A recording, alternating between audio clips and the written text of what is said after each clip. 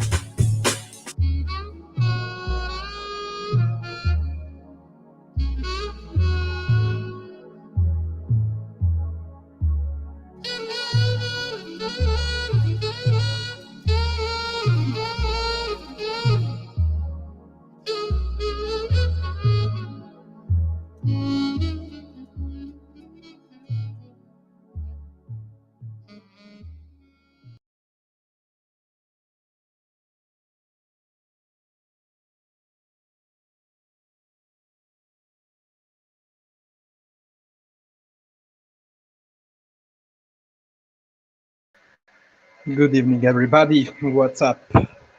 Officials here. Corruption in boxing wasn't able to join.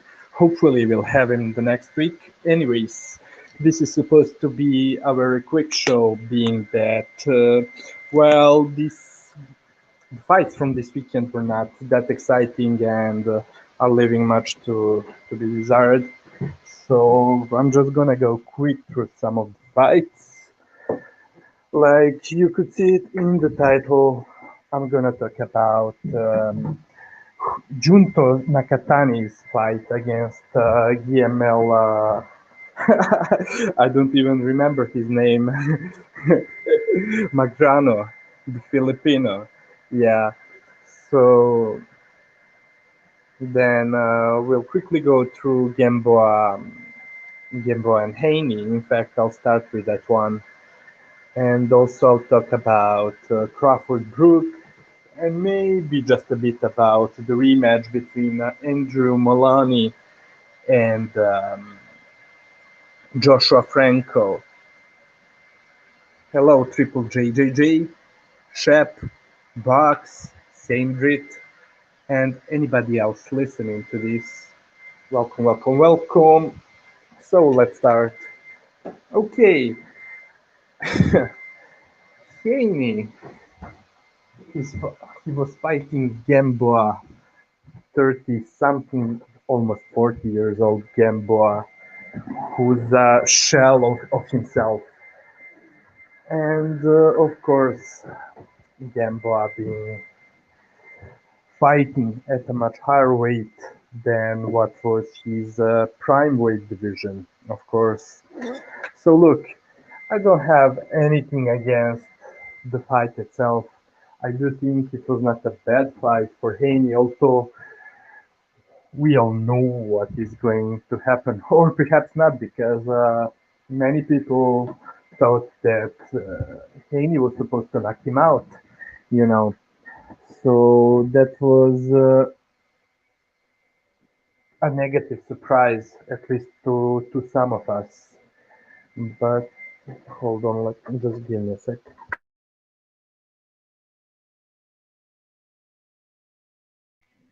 Yeah, I didn't. I didn't even have time to watch the whole fight. Um, I was able to catch about 8 rounds just before the show, but anyways, it was not interesting. He was doing what he was supposed to do. I mean, he was. I can say that he was boxing pretty well. He's good at controlling the distance and stepping out of range, and basically he was pot shotting Gamboa. Yeah, so he was using his physical advantage, his speed, his youth. Gamboa is what, 37 or even 39 years old, at least in Cuban age. So yeah, it's at least we can say Gamboa was looking better than in the Davis fight, which was surprising, but still not world level. Just like this fight itself, you know. That's that's exactly why I'm saying that the fight itself is not a bad fight for Haney, being that well, you can see. I don't know how do you rate him as a prospect or as a contender who by the way somehow has a trinket around his waist.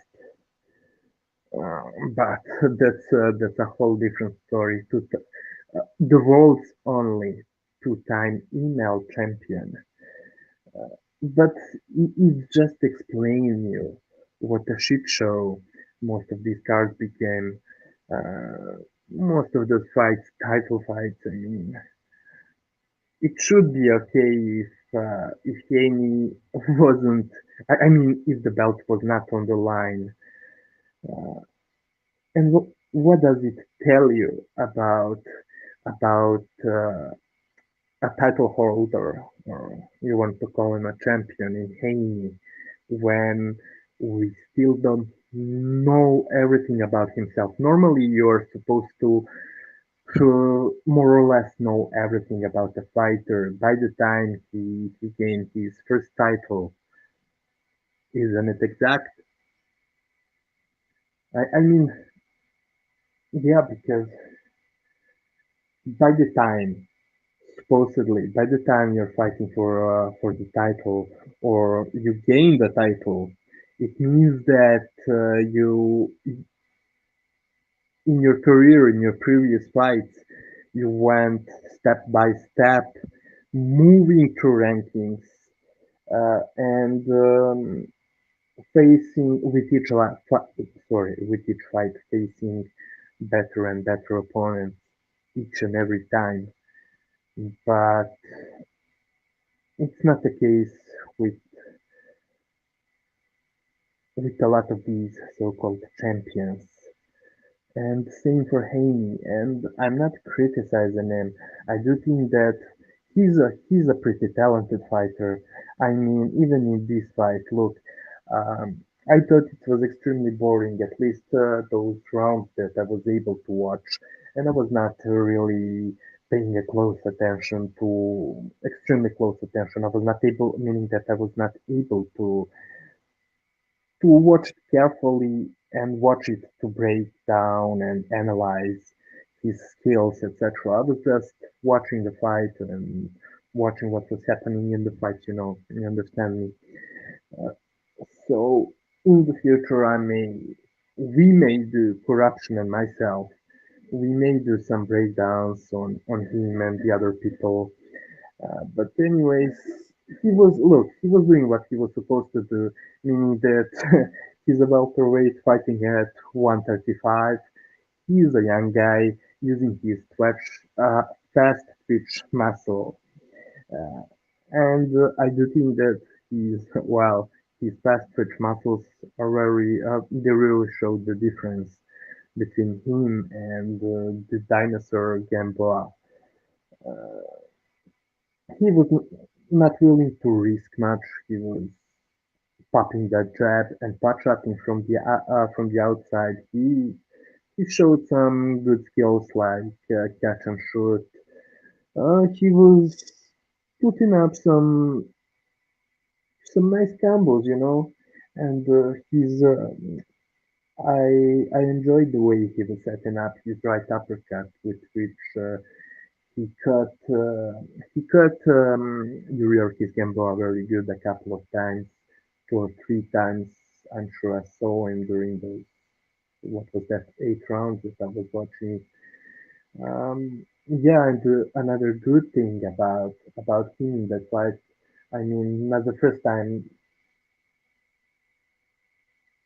This was not the first time I saw him doing this, but I'm I'm just comparing him to the other fighters who like to punch out from the other side. Unlike them, he's throwing his punches through the target, So I do really think that that's very good. So yeah, he's throwing them, punching through the target. So when I'm saying he was punch cutting, I'm not saying that he was just flicking his punches, etc. No, he's looking to hurt his opponent, and I do think that that's good. I think in fact too many of the current American fighters are just trying to punch us without punching through the target. So that's something very good to me. Um, yeah, I do think that if he stays on the same course, he he's gonna have a very good career because physically he's very quick. Um, I'm seeing enough of explosiveness for him. Okay, he maybe doesn't have he doesn't have a huge punching power, but he has um, he has a good snap on his punches, so that's what I like. And if you followed my own channel, I used to talk about him telegraphing the right hand too much. Well, judging from this fight, he was telegraphing it much less. Believe me. So I was clearly able to see that he was telegraphing that straight right hand and the other hand right much less. So that's another good thing for him.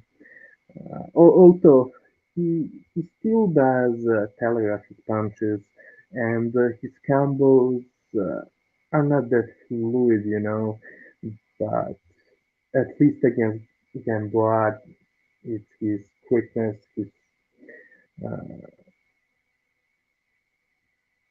his quickness that was saving him, and also I saw him setting up some good punches and throwing a couple of very nice combos, So I'm not trying to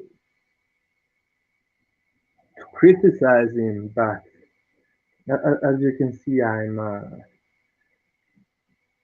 giving him the respect for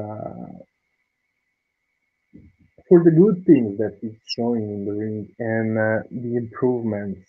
And we can only hope for the sake of boxing and for the sake of watching good fights in the future for him to continue down this road. So yeah, many times as even like when we were watching the old Teofimos fights, you, you clearly see the improvements with some of those fighters.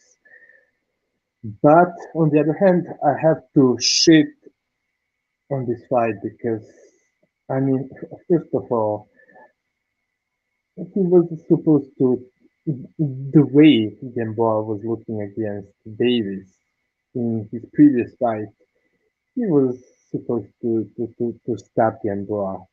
And I mean, the last night I was talking with Corruption, and he told me that the odds were such that on a dollar for betting on Haney stopping Gamboa, you were getting just dollar point 33.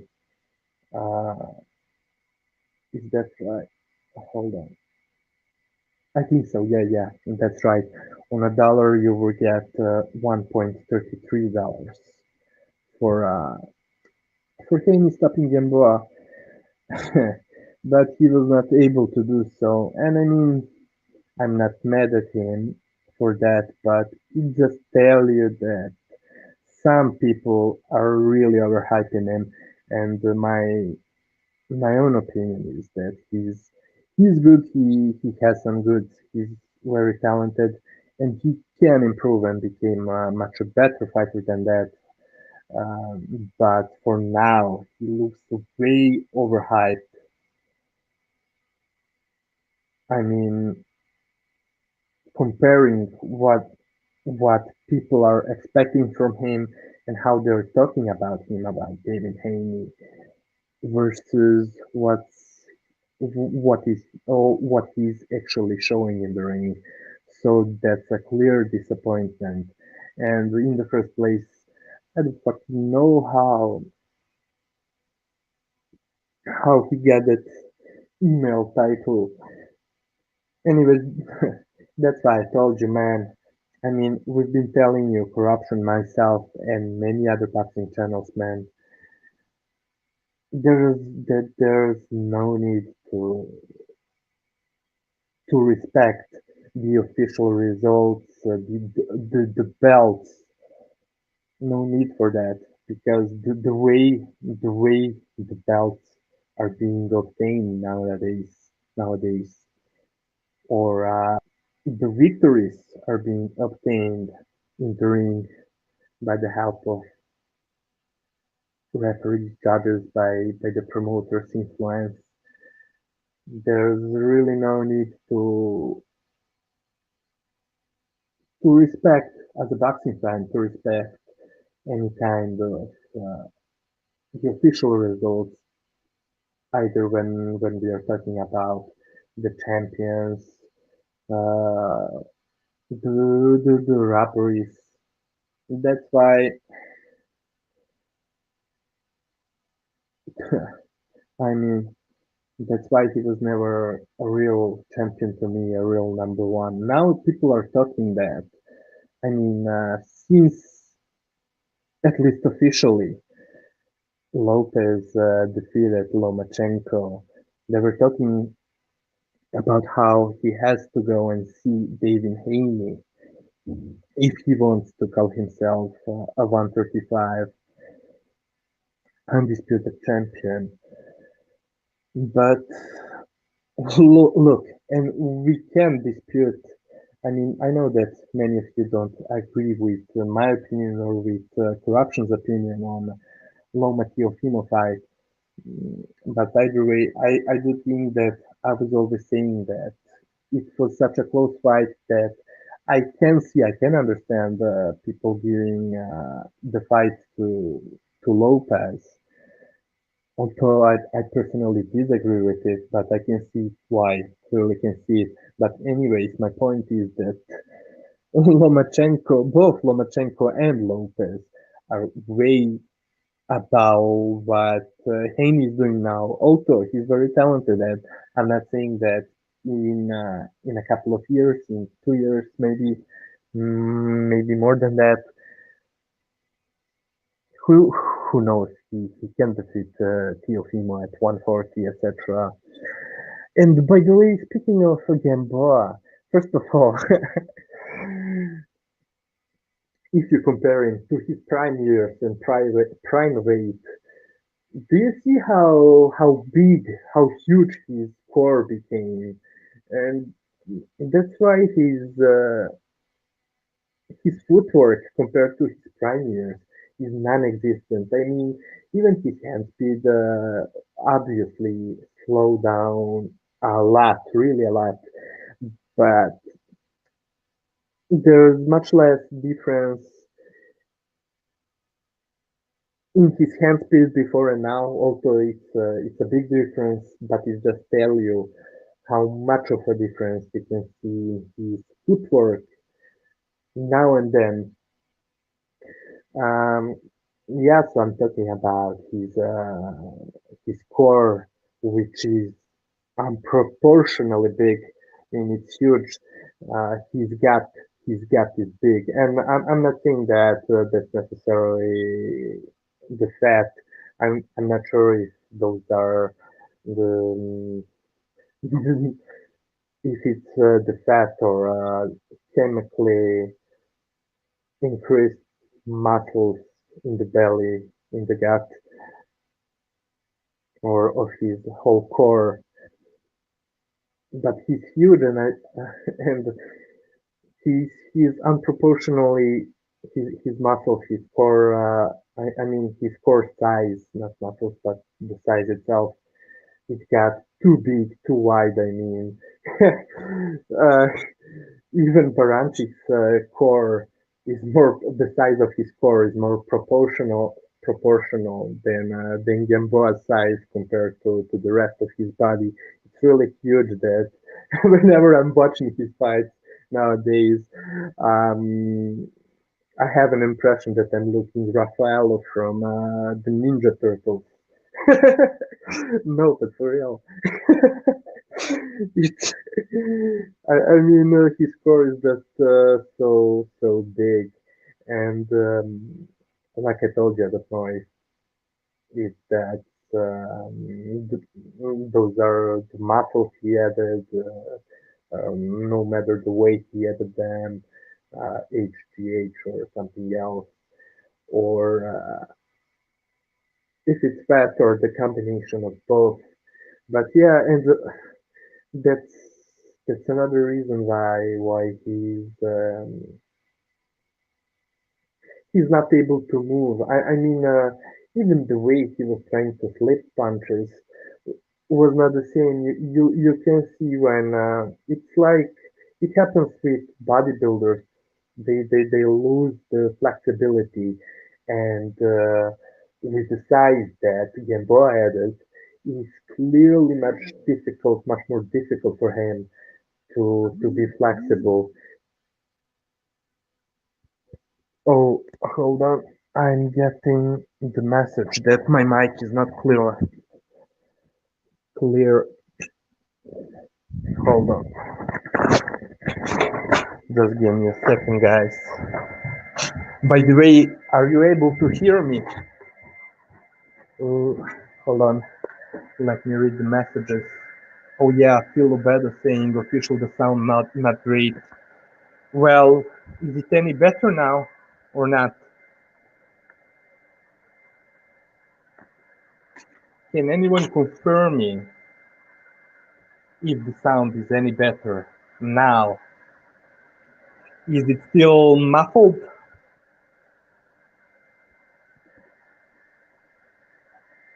Hold on, just give me a second, please.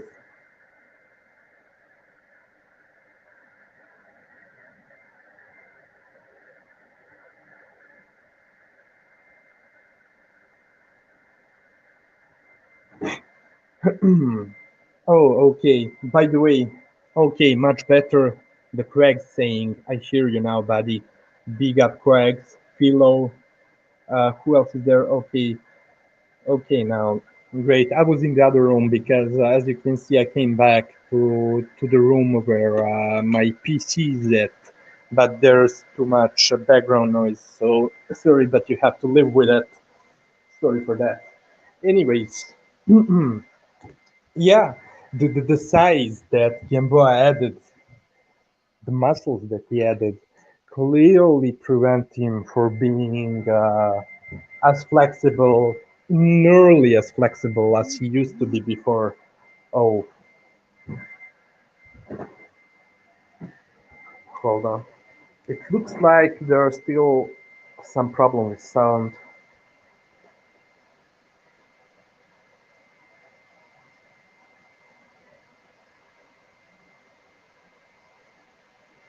Hold on.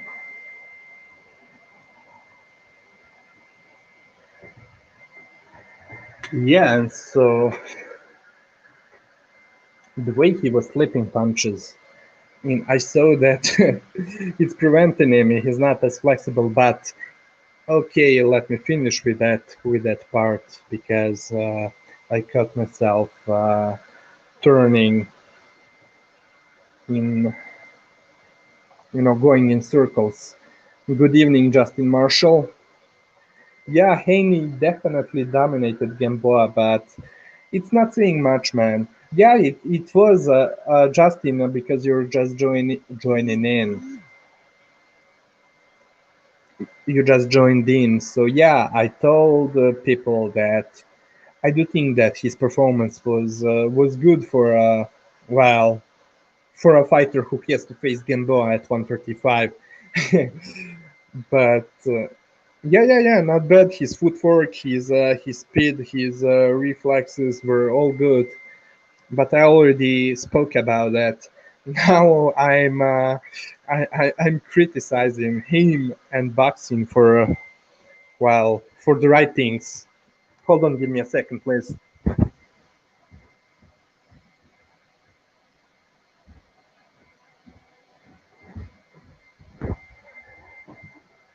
Yeah, and by the way, speaking of Haney, and I mean speaking of the size of fighters, and Haney, man, his shoulders are so wide. They're like uh, a three-door cabinet. They're that huge, looking like David Robinson and what's his name, Dwight Howard. So huge, and yeah, he definitely has a frame to move up a couple of weight divisions, which he will do undoubtedly. I mean, we already heard him a year ago saying that he has trouble at 135 making that weight. So very soon, just like Lopez, he's gonna move up, and then, well, I'd expect him to become known for being a 147 fighter. So I do think that in his prime years, he's gonna stay at 147, something like that, or even go to 154.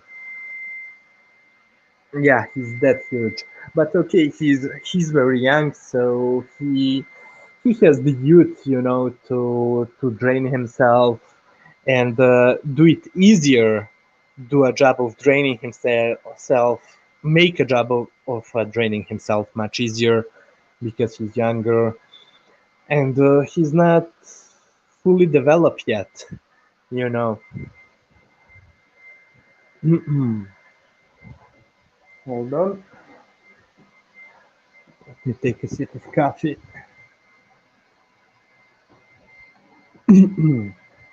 But yeah, once more, what a shit show to have this fight as a title fight. I mean, watching this fight earlier and watching the zone's official time watch, seeing the rounds, and about that seeing WBC 135 title fight. It just makes you laugh.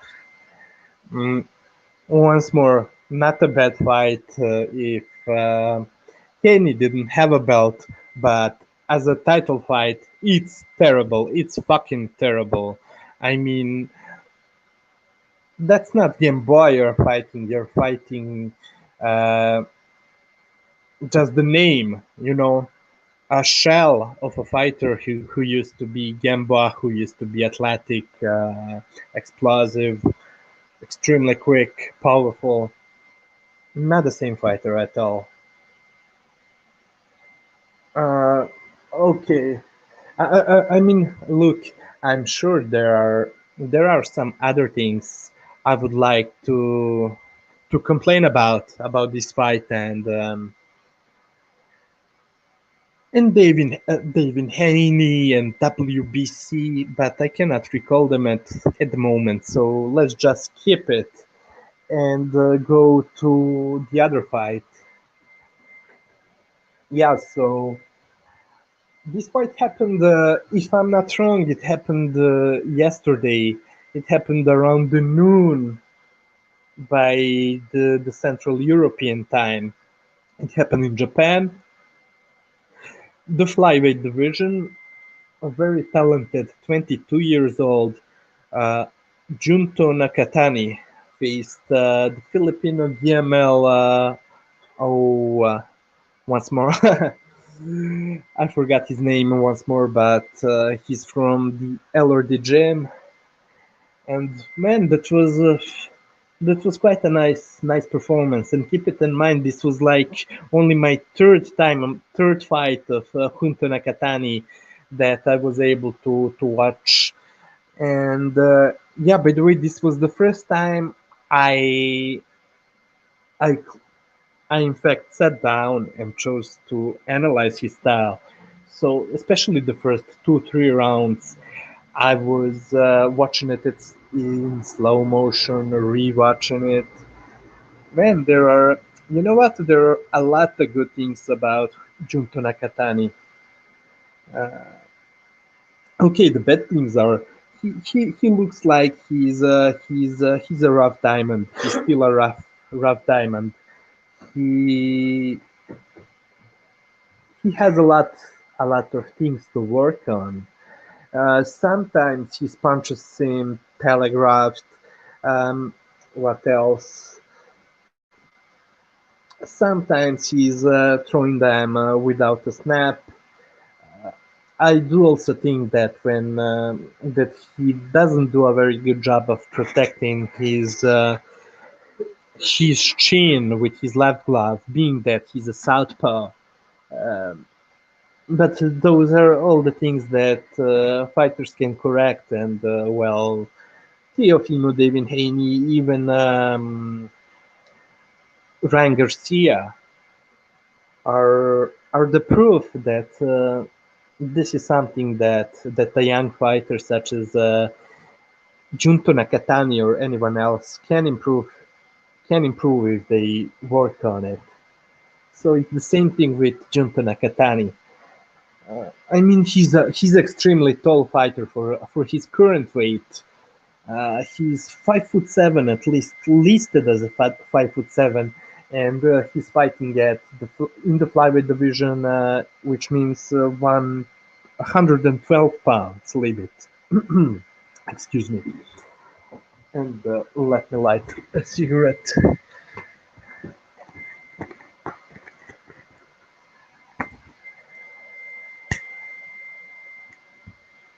Yeah, so I told you about a couple of things that I didn't like about Junto Nakatani, and yes, I can also add that sometimes, and including this fight, he can look sloppy, and plus he's extremely tall, lanky, so there are many ways to exploit that fact as a much shorter fighter, because on average, with his size, he's obligated to fight much shorter fighters than himself, who would be more compact, etc. But Junto, again, not Junto,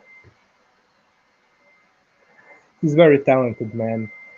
I saw some really good things, and this is why I'm not gonna go in details about this fight. I'm not gonna talk about him and his performance from the other day. in too many details because the next week we'll probably have corruption back with us, and I'm sure he wants to talk about Nakatani himself. And plus, while I was analyzing his fight, I was seeing many things that made me to really want to make a breakdown of his technique, of his skills, because there is a lot to see, man.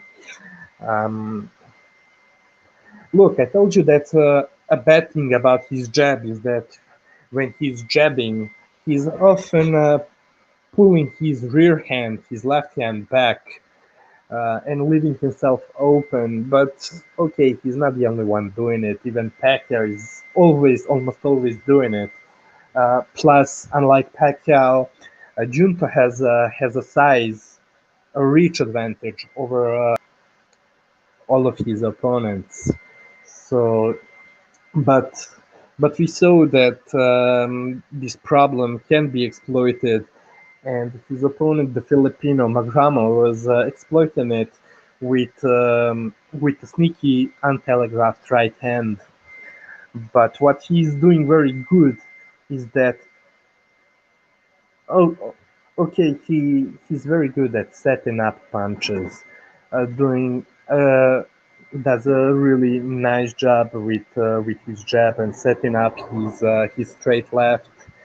I mean, he's looking to at least in this fight, he was looking to take a half a step back and counter with his straight left hand, but he also spent a lot of time in this fight fighting on the inside, and for such a lengthy and tall fighter, such a rangy fighter, he was doing extremely well, which tells me that knows what they're doing with him, because it tells me that they know they're aware that he's a much taller fighter than his opponents, so they're making him work on his inside game because they know his opponents are looking to get on the inside and trying to find the advantage there, being shorter than him.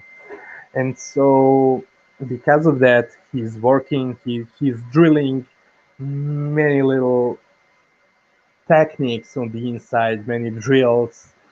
So okay, of course, he's using his size. He likes to push down much smaller fighters on the inside, etc., to muscle them.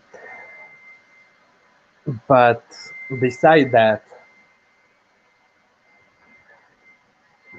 he's he's looking like a matador in there because he's always offsetting him when he has a short fighter who's looking to get on the inside, like Magramo, sorry. he he really behaves like a matador because he's using a lot of just little small steps, lateral steps, and stepping out of range. He really mastered pulling away from the short to mid or long range.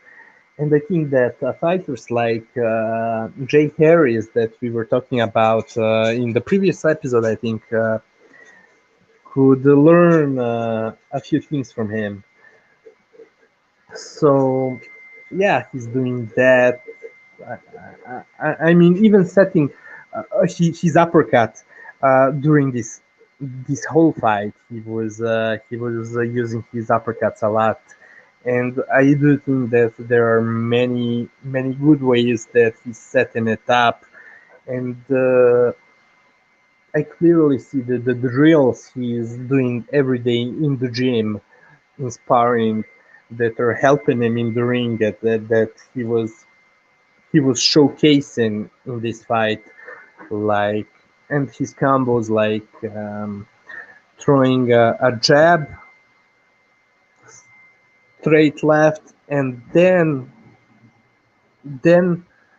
after throwing 1-2, And when his opponent leans in, he just takes a step, half a step back with his rear foot and throws his front uppercut, his right uppercut on the way out.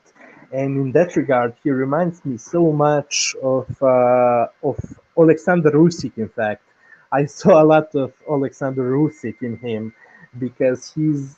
Remember what I told you just in the previous episode about what Alexander Usyk was doing against Derek Chisora. Derek, yeah. So Junto Nakatani was doing the exactly same thing throughout this whole fight. Um, he was shifting his upper body from short to long range during his combos. He would throw 1-2 or a right hook, straight left, and then step back with an uppercut or a hook.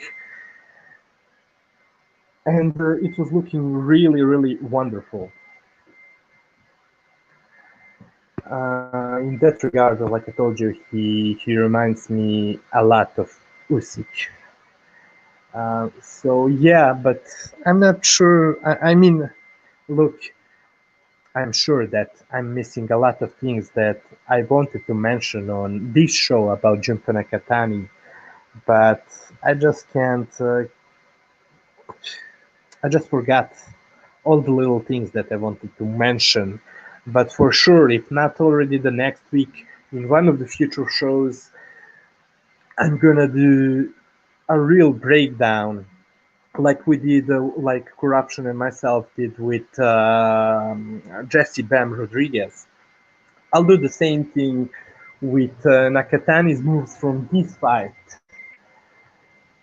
And so you're really gonna be able to see what I'm talking about, because look, it's a shame that we are not always able, especially Corruption and myself, because two of us, not because this is our show or because we have a show together, but without any false, how do you say it, false humbleness. We we know our shit very well, man. Unlike most of the people, and so many times, both of us, Corruption and myself, we are trying to in our videos to just talk about a certain technique that the fighter uses, and trying to describe it in words without being able to show it to you on the video, because we don't want our videos to be taken down by YouTube for showing you the clips of the fights. And that's exactly how I decided to do to recreate their moves myself on the videos. So that situation forced me to be a bit creative, but the downside of it is that uh, it's taking a much more time to do it, and then uh, many and many hours of editing the video, etc. So it's complicated, and that's why we cannot always do that for you. But I promise you we'll do that one on Junto Nakatani very soon, maybe, very possible, in fact, for the next week. And yeah, it would be a good chance for Corruption as well, if he's able to participate on the next show to talk about this fight himself. But enough of that. Uh, just just before going into Terence Crawford versus Brook, let me just remind people that there's a rematch on the same card. Hold on. Yeah, sorry. That there's a rematch of a fight that took place just a few months ago, where They were fighting for Maloney, Andrew Maloney, and what's his name, Joshua Franco. They were fighting for. Is it 115 or 112? I do think it's a super flyweight 115. Yeah, I'm sure, man. Someone can correct me, please, if I'm wrong, but I don't think so. Yeah, I do think it was some kind of interim or regular title, WBA, WBO. I don't know which one, but I'm pretty much positive that it was at 115, yeah. And it was a good fight. Pretty nice fight, yeah. People people could watch it because, well, Bob Arum, he signed the Maloney brothers, and maybe he was expecting them to do a bit better, perhaps. Maybe he overrated their talent just a bit, but despite that, they're still both very good. And I mean, the older sorry, not Nakatani, the older Maloney brother showcased an extremely good defense, showed that he's a skilled boxer in his defeat against Naoya Inoue just recently. Well, the last week.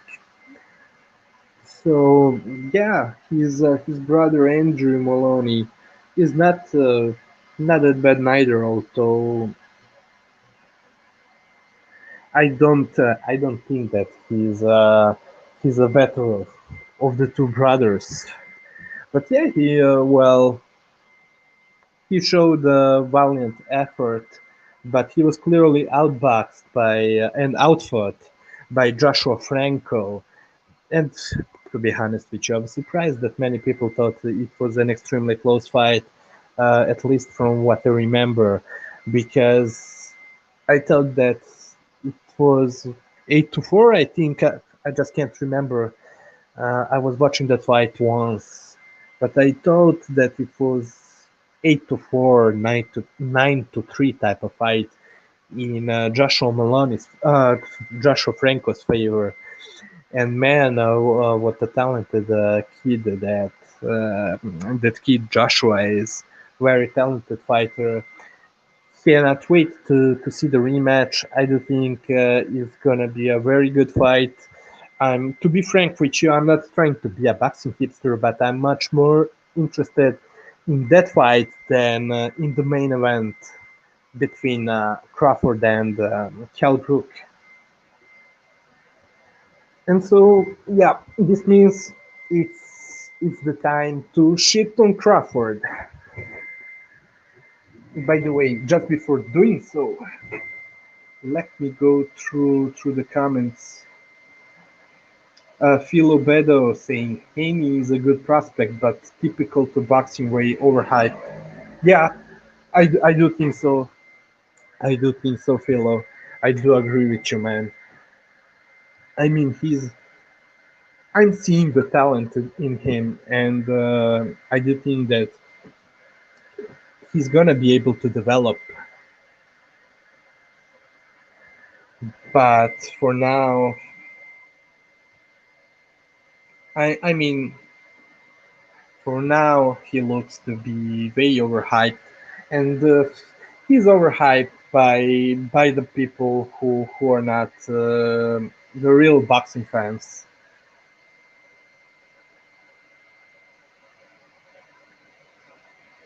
Hold on. Justin Marshall saying about Haney that he needs to sit on his punches more to hit harder. Well, maybe, but okay, I understand that not all the fighters fight with the same style.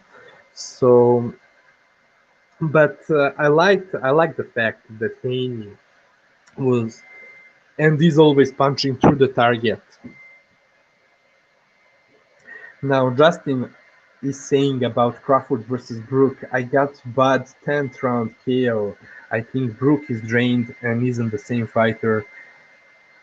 Did he heal from the eye socket injury? I don't know. I think Bud will break him down, dominate him, and stop him late. And by the way, Justin had it 11-1 in Haney's favor. Oh. Okay, hold on.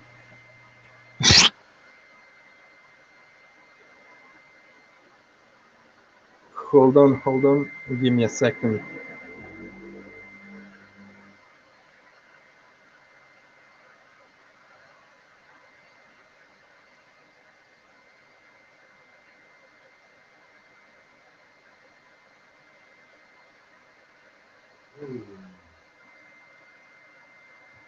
Okay.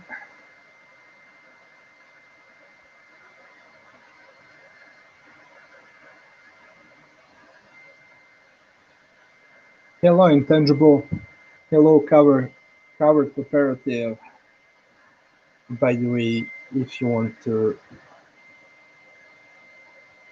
Oh, never mind.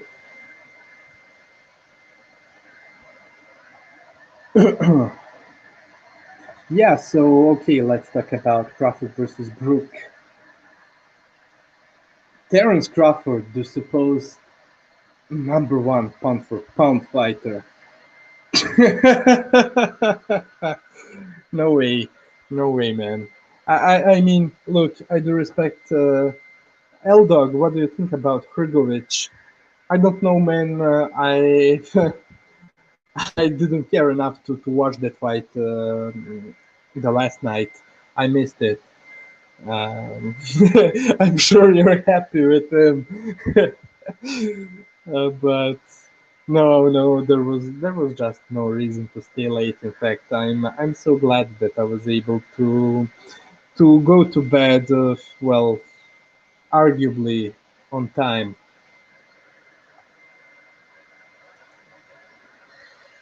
But yeah.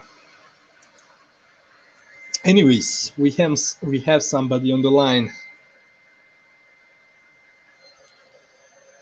Yeah, official. I had to briefly jump in because a little bit concerned regarding your microphone. I was thinking either you've been chain smoking like 200 cigarettes last night, or, or your favorite Hungarian dominatrix applied your dog collar a little bit too tightly before you got down to business with her. But either way, I'm glad it wasn't some sort of asphyxiation with your throat. But it yeah, sounds a little bit better here. You know, I mean, we prize ourselves on high standards here. So yeah, I thought I'll jump in briefly. I mean, apologies that I haven't been on sort of 2 weeks. Just family troubles. Hence I've had to leave the country, etc. But now stuck in the lockdown. But yeah, the show goes on. Yeah, okay. So I hope everything is gonna be well for you, bro. But yeah, don't. So like I told you, don't worry about not being able to be on the show. So Yeah. hopefully, if you're there here the next week, is gonna be great. But anyways, okay. My sound, I don't know what's happening, man, but I do think that maybe the background noise because there's a PC4 sorry, not PC, PlayStation 4 running Yeah, back, and that's so exactly what it is. That's exactly. I can hear the electromagnetic interference in the background. yeah. So well, earlier at the beginning of the show, that's the reason I switched the room, but apparently, well, I was in the other room. You were not able to hear me neither. So the only way for me to sound better tonight is to commit a homicide. The Just sound is perfect. That the interference has disappeared. The sound is perfect now. Oh, it's perfect now. Yeah, Nice. no Yeah. interference at all. See the benefits of me coming on. Some intervention. Of course, of course, and yeah, thank you a lot. And by the way, really sorry to all of our listeners, the regulars or not, doesn't matter. Sorry for the poor sound quality, but as you can see, it's not always easy for us to run the show. So sorry for that. I hope I'm sounding much better now at the moment. Um, Perfect. So you were going on to the previews of next week's fights and the Kell Brook and the Terence Crawford bout. oh, Pretty. It's crazy, Bob Arum just a couple of years ago was describing Kell Brook as a nobody. That was his exact. That was the oh, exact terminology he was using, and oh, yeah. wonders cease to amaze. And now all of a sudden, Kell Brook is a formidable threat and one of the best fighters at the welterweight division. You just gotta love the anecdotes from these promoters. Oh yeah, unbelievable, man. And he didn't say it just once that Kell Brook is a nobody. He said it a couple of different times. Just around the time they were making the what's that guy's name? The guy without any chin, Amir Khan. Around the time they were making that fight, and during the fight week of the Khan fight, man. Yeah, so anyways, corruption. Do you want to say a couple of things, or have you already jumped out? I don't know. Because I'm in the other room. I can't see if you're still on or not. So if you want to say a couple of things about the fight yourself, if you're not too busy, go on. Pretty lackluster fight official.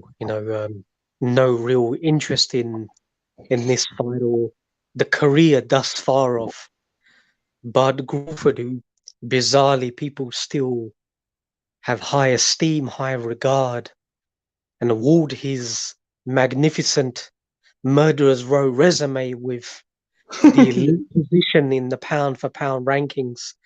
That's that's the level of intelligence of boxing fans. Kell Brook, what, hasn't fought at 147 pounds for how many years official? Is it 2, 3 years? Something like that? Maybe even half a decade. I'm not sure. Yeah. Well, there you go. That's typical. When Terence Crawford fought Felix Diaz, he hadn't fought at 140 for 3 years as well. Clearly, Bud Crawford and Bob Arum, they love threesomes. You know, The- Absolutely. you know, Kell Brook, maybe once upon a time, a few years back in his past, but these guys are clearly waiting for these guys to be not only physically but mentally depleted as well. Kell Brook's career has been irrelevant, insignificant, chasing Amir Khan, leaving Dominic Ingle. Um, I have no problem with him actually negotiating the fight. Eddie Hearn has got. I think Eddie Hearn's comments regarding not putting the fight on Sky Sports is extremely shallow. You've only got to listen to his previous fighters like Scott Quigg, who I remember once famously said that after he lost the Carl Frampton fight, Eddie Hearn had pretty much cancelled all contact with him. So No shit. yeah, so whenever a fighter is, is perceived by the promoter to be damaged goods, then they will pretty much extricate all ties with the fighter. So Kell Brooks is perfectly entitled to negotiate a fight directly, autonomously, without the promoter. That's his prerogative. That's his that's his right. They've got a very short career. So Eddie Hearn, I don't know. Eddie Hearn has what has Eddie Hearn done in navigating the career of Kell Brook? You know, nothing. Couldn't even get the Jesse Vargas unification fight for him. You know, Jesse Vargas was guaranteed more money than Kell Brook, even though Kell Brook was a far bigger commodity, better market value, undefeated. Yeah. Had beaten, you know, Sean Porter so was clearly a highly touted welterweight. So that is what Eddie Hearn has done for Kell Brook. So it's been reciprocated. So now Eddie Hearn doesn't want to put on the fight. So it's very bitter, twisted, shallow, childish, I think, from Eddie Hearn. But never mind, you know, Kell Brook gets the fight, he'll get $1 million or whatever. It'll be his last significant payday. Somehow he's going to get down from around 190 pounds to 147 pounds. He's very fortunate that the drug testing agencies are all stuck in lockdown as well. So, Yeah. You know, you can get some tremendous substances wherever he is training in Marbella, Spain.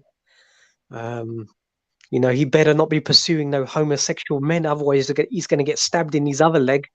So you better just focus on training. He's got a chance. You know, he's got boxing skill and ability, but I don't know, official, you know. He's going to be badly weight drained, and when you're significantly weight drained, your power is drained. So those are always the components that suffer: your legs and your power. Especially if it doesn't matter if he rehydrates. He's a muscular guy, so his muscles can hold a lot of water, so he can definitely rehydrate at 20 pounds. But your brain, that cerebral fluid which is drained from the brain, for it to be properly redistributed into the cavity, your body needs at least 4 to 5 days. So it combines with the right amount of electrolytes and glucose levels. So it's not something like you can just pour on water after, you know, and your brain is going to be healthy. That's not the way the human body works. So he's going to be weak. Sure, and being that he's not a spring chicken, neither, you know, it doesn't help the situation. Not the same thing having a young David Haney draining down and 35 years old Kell Brook. But go on. Yeah, absolutely. And also, you know, the momentum coming into the fight. You know, he had one fight at 154, and then I don't know. He's clearly a middleweight who's masquerading as a welterweight. When you fought Golovkin, you know, that's the right size of Kell Brook. You know, he looked strong, healthy, big, fat. You know, good upper body. His legs look strong. You know, that's the weight he should be fighting at. But you know, people want to get the numerical advantages by cutting down and rehydrating heavy. That's the formula that modern day boxers are using now. So if they can make the weight and they can fight, so be it. But yeah, he's not going to have much of a chance, I don't think.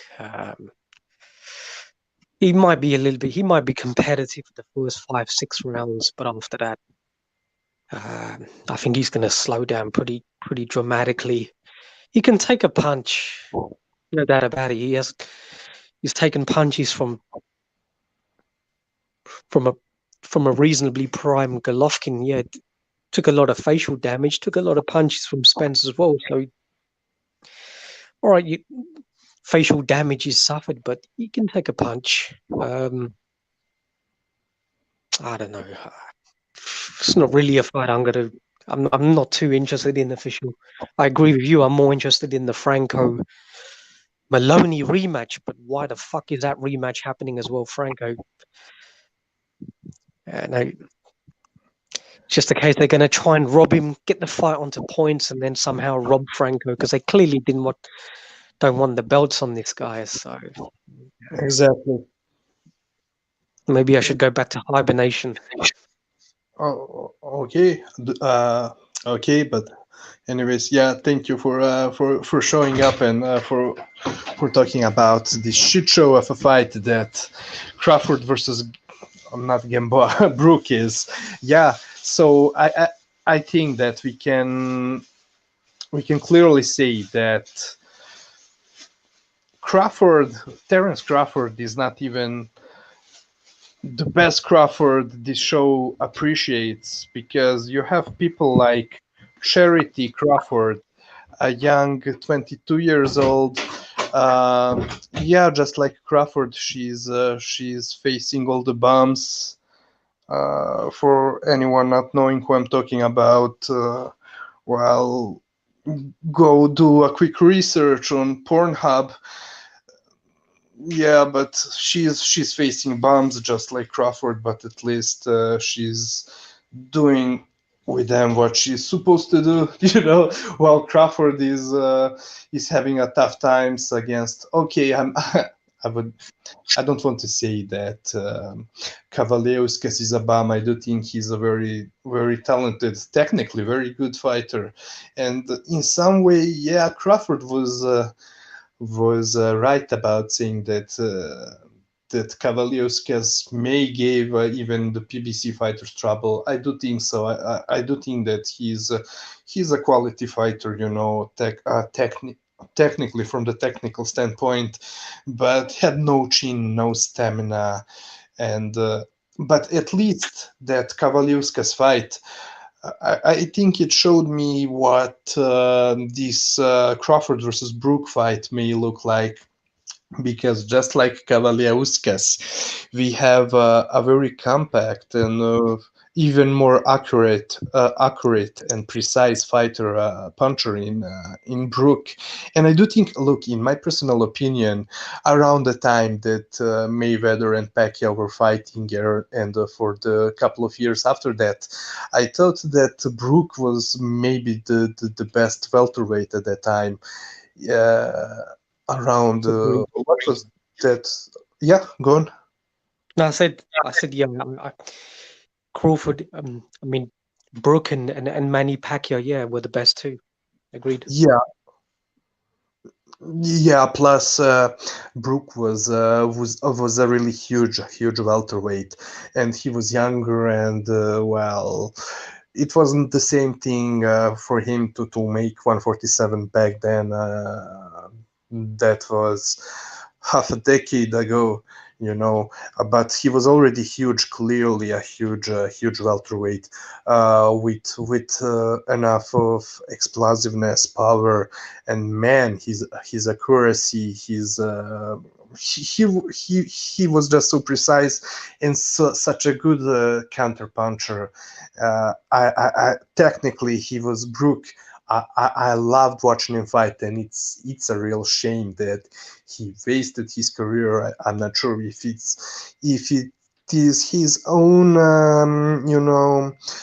fault or his promoter's fault, but he really wasted his career, because he could be remembered as a welterweight and light middleweight champion for a couple of years.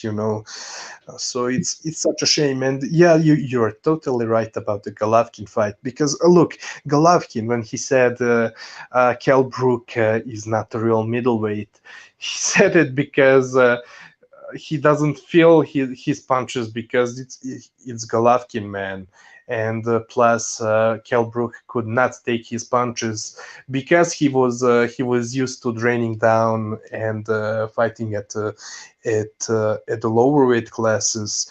It's just because he was never used to the middleweight division, and he jumped in straight against a killer who was on uh, on the way out of his prime in Golovkin. So then that's why he got beat up so bad, got career changing beating in that. Official, that Kell Brook did a better job against Sean Porter than what an Errol Spence did. Absolutely, absolutely. And look, corruption. I haven't watched that fight, well, since it happened, because when it happened, I watched it live and I rewatched it. But and I haven't seen it since, but I do remember having it 8-4 for Brook, a rather easy type of fight. I mean, yeah, he made it ugly and boring because he had to clinch against Porter, but he was doing a much better job. He clearly defeated Porter. You cannot say him that there's an argument for a draw or a decision in Porter's favor. It was clear that Brook was a clear victory in that fight. While, well, you know very well what you said on your own channel and about the Porter Spence fight, and what I said myself. We have pretty much the similar opinion on the outcome of that fight. And yeah, but you reminded me very well about that comparison. That's a good comparison. I mean, okay, we are not about the triangle theories, but it's a good example in a difference between in levels between prime Kell Brook and Errol Spence, who is a damn good fighter, but man, don't See, start. official, both of those, both Kell Brook and Errol Spence, if we're comparing the tactics they employed, both of them resorted to sort of dirty stroke illegal tactics in a way that is sometimes necessary to get the victory. Now with Kell Brook, he was physically strong enough, so when Porter would try and charge in as he does with that explosive sort of short, getting on the acceleration as he does, Kell Brook would literally land a straight lead right hand, and then he would reach out and grab and sort of smother and neutralize Sean Porter. You know, I thought when you look at sort of IQ and ring generalship, sometimes you have to do that against a very difficult low center of gravity, sort of formidable type of, little tank that Porter is. Yeah. And that was a good tack. Keith Thurman was unable to do that, and then Porter was able to pin him up against the ropes and just wail away combinations, which the judges did count. So it shows that Keith Thurman didn't have the body strength to do that, despite originally fighting, at the sort of 160s early on in his career, but he didn't have the strength. Now with Errol Spence, even worse, although he resorted to trade and fighting, but he resorted to low punches because Porter was able to negate his jab very easily, get to short range with him, and just start trading. And because Spence, as a southpaw, he didn't have a counter right hand, which has always been the Achilles heel for Sean Porter. He didn't have that punch. He just had to arc those punches very low into the groin, the nuts area of Porter repeatedly throughout the fight. So it shows, the cumbersome, the limited B-level brawler that what Errol Spence is. It's so overrated. It's just frightening, but people still believe the hype. Fine. Let them believe what they want. But nah. But one of these days, I'm gonna have to do a video, just explaining, Nice. just how terrible this guy is. Nice. Can't wait to see it, and a lot of great points, man. Yeah, man. Okay. In fact, I don't want to repeat what you just said yourself, but yeah, I would like to add one thing about the Brook Golovkin fight that many people forget in the ring, because many of you probably don't remember, but they were waiting in just before the fight, and so in the ring on the fight night, Kell Brook was waiting more than Golovkin himself, so it tells you that he's draining himself. Look, his problem was that he never accustomed himself at fighting at 160, but he's a natural 160 fighter.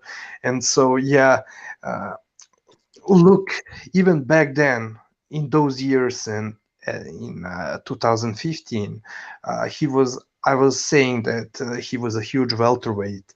Then he moved up. He fought even now for to fight in order to fight at 154. He's training himself a lot, man. And so you drag Brook down to fight you at 147, man. I mean, it's clear.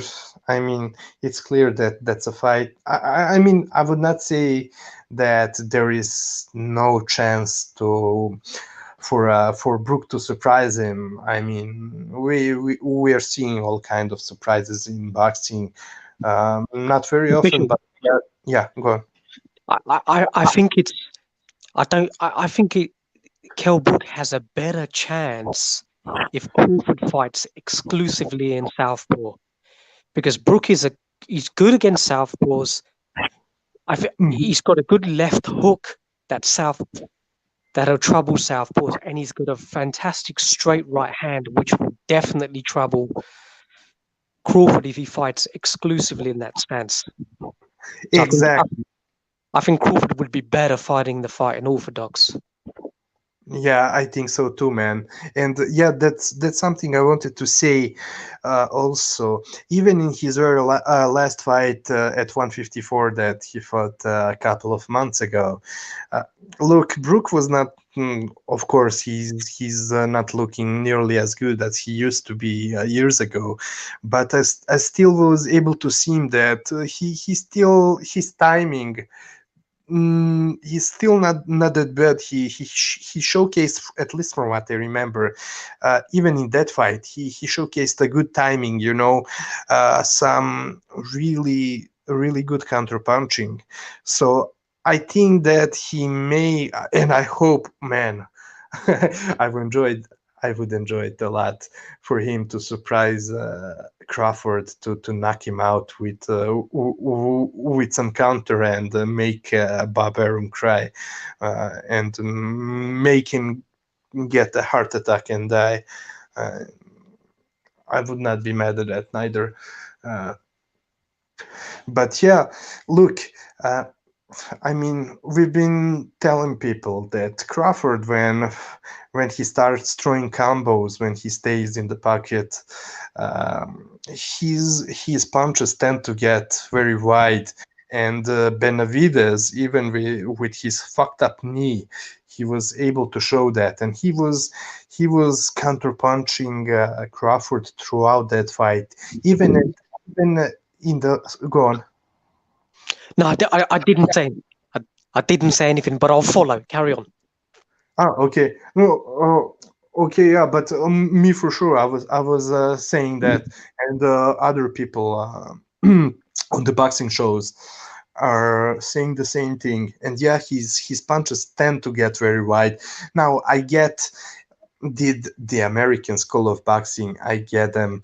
They're trying to they're either looking to set up punches with that wide slapping hook or to push down a fighter to throw a slapping hook and push them behind their back, pull on their necks and set them up for an uppercut or whatever, or they're even looking to throw those wide hooks from outside of the peripheral vision of their opponents. So I get it. So I know what I'm trying to say is I know that a wide hook has its utility, and Crawford is using a lot of those, but cannot no one can tell me that those are not very often unnecessarily wide punches. And not only Benavides but also Cavaliauskas, a much more compact puncher, counter puncher, was able to exploit that and even dropped him. The knockdown wasn't counted as such, but he dropped him exactly because of that, because the Americans tend to get sloppy this generation of American boxers, and it does include Crawford as well. So that's why I would expect. Go on. Now, I was going to say, if you extrapolate sections from each of Crawford's opponents, certain sections, and and sort of impose them against Crawford itself, it it's been boxers who have given him trouble, boxers who've boxed a certain way within those fights. Yuriorkis Gamboa, David Mhm. Jose Benavides, and Kavalauskas. So almost like a textbook's boxing style, what they were doing within those certain sections, because he's very much, he's got tremendous reflexes, Crawford, but he's predominantly a brawler. That's what he is. He's not a boxer. He's a brawler, and he's a brawler with killer instinct, and he's got a vicious edge in which he wants to break you down and knock you out. And if there's bad blood between you and Bud before the fight, then he will exact his revenge in the ring, and that will give him a level of euphoria. He enjoys it, and you can see it in his face. He's like barking at his opponents when they're on the deck in pain. So, a nice sight. I like that. But Great point. that's what I mean. He's a brawler. So it's going to take a boxer with power that can really give him trouble, because what's his best win so far in all of his career is probably Victor Postel, no? I would say That's gotta, so. Yeah. yeah, that's got to be his best win, and how many years ago was that? Yeah. That was at 140, a unification. That was pay-per-view as well, which was a terrible decision. It didn't perform well on pay-per-view, as it pretty much everybody had prognosticated that it wouldn't, but still Bob Arum pursued, clearly wants to make him into a pay-per-view star, I don't know, official. That's another example of a fighter who has not maximized the peak of his career, with certainly in the second half, since he's been at welterweight. It's just, for me, it's just gone downhill in terms of opposition not being in their prime. Difficult with Bob Arum just wishing to match him up against just specifically top rank fighters, or fighters who have got a good relationship with top rank, that are able to fight on top rank ESPN Exactly. rather than a split network between PBC and Fox. So it's, I don't know who, I mean,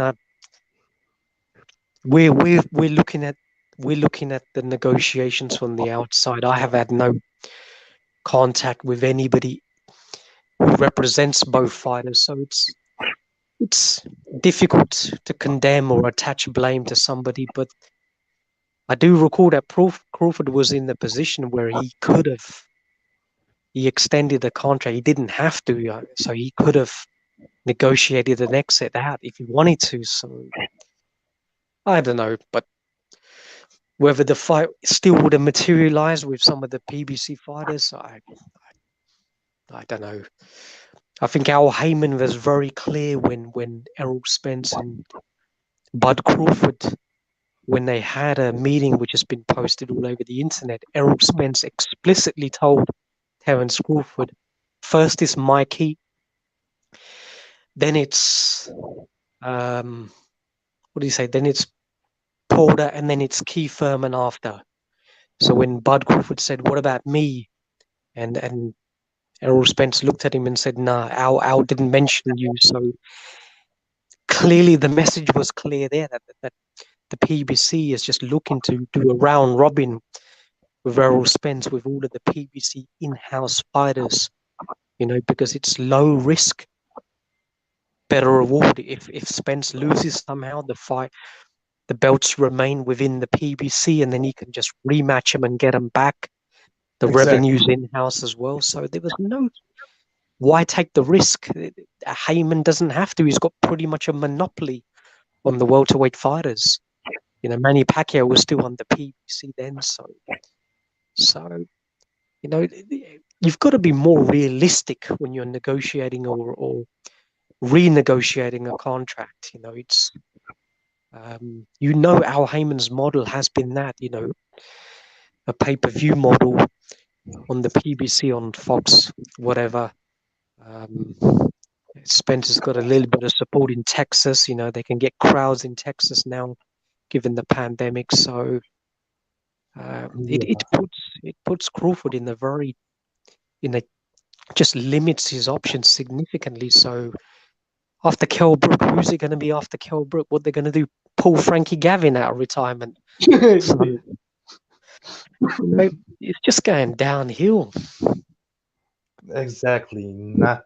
I mean, what they were expecting to have with Crawford, top rank that I'm talking about, nothing of that materialized. Look, for when we are talking about what happened between him and Spence, yeah, it looked to me that way as well. That PBC and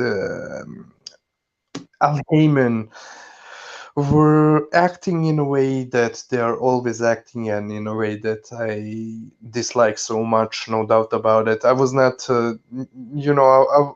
I had nothing against Crawford when it comes to that particular fight. Uh, well, and they did it for the very reasons you just explained it. Even if he loses to whoever, Keith Thurman or anybody else from their side of street, there's no risk in it, because Al still stays with the fighter who beat Earl, while the situation would be different if he was to face Crawford. But on the other hand, he had an option to fight or at least negotiate with Porter. And keep in mind that Porter, I mean, I've been saying that Porter has always been a red-headed stepchild of PBC, and Al clearly doesn't care about Porter. At least there won't be a problem for him to let him fight Crawford on the other network. At least not nearly as much as he would have to let Spence fight there, etc. So it was a fight that was much easier to make. And Crawford then he started giving excuses that they're friends, etc., which is a complete nonsense. It was a duck to me. And look, it tells you that Crawford, Yeah, he's much absolutely. more he's look, in my opinion, Crawford is pretty much okay with where he's at in his career. And look, what you was mentioning about him re-signing with Bob. Me personally, I never had problem with that, because as long as an employer, no matter the job, if they're offering you good money, you're satisfied with what they're offering to you, why not sign it, And then if the even if you're on the other side of the street, if uh, if both of the sides want to make a fight together, they will find a way. Look, so Terence Crawford, basically what he's doing is he re-signed with Bob, and now he was getting, even a couple of years ago, he was getting 3 or 4 millions per fight for fighting, well, the murderous row that you were talking about. Now he's maybe even getting more than that. And it also explains you the reason why he was so hesitant to negotiate a possible fight with Porter, So yeah, that's why I was saying, look, I get what happened. as far as the negotiation of the Crawford Spence fight go, PBC were saying a lot of bullshit about Crawford having to go over there, but then he has a chance to fight Porter, or at least negotiate a fight with him, and he's straight refusing to do it. It's a terrible look, and it tells you that he's in fact satisfied with what he's getting for the fights against those bums, and he's not really a fighter, such a boogeyman that he wants to portray himself to be. An official, all of these people who really think that Manny Pacquiao ducked Terence Crawford, I find that astonishing. A fighter like that, one of the greatest of all time, he would duck Terence Crawford. Are you guys serious? I don't know where the fuck did they get these suppositions from. You guys really need to cut down your weed, man. It's affecting your brain now badly.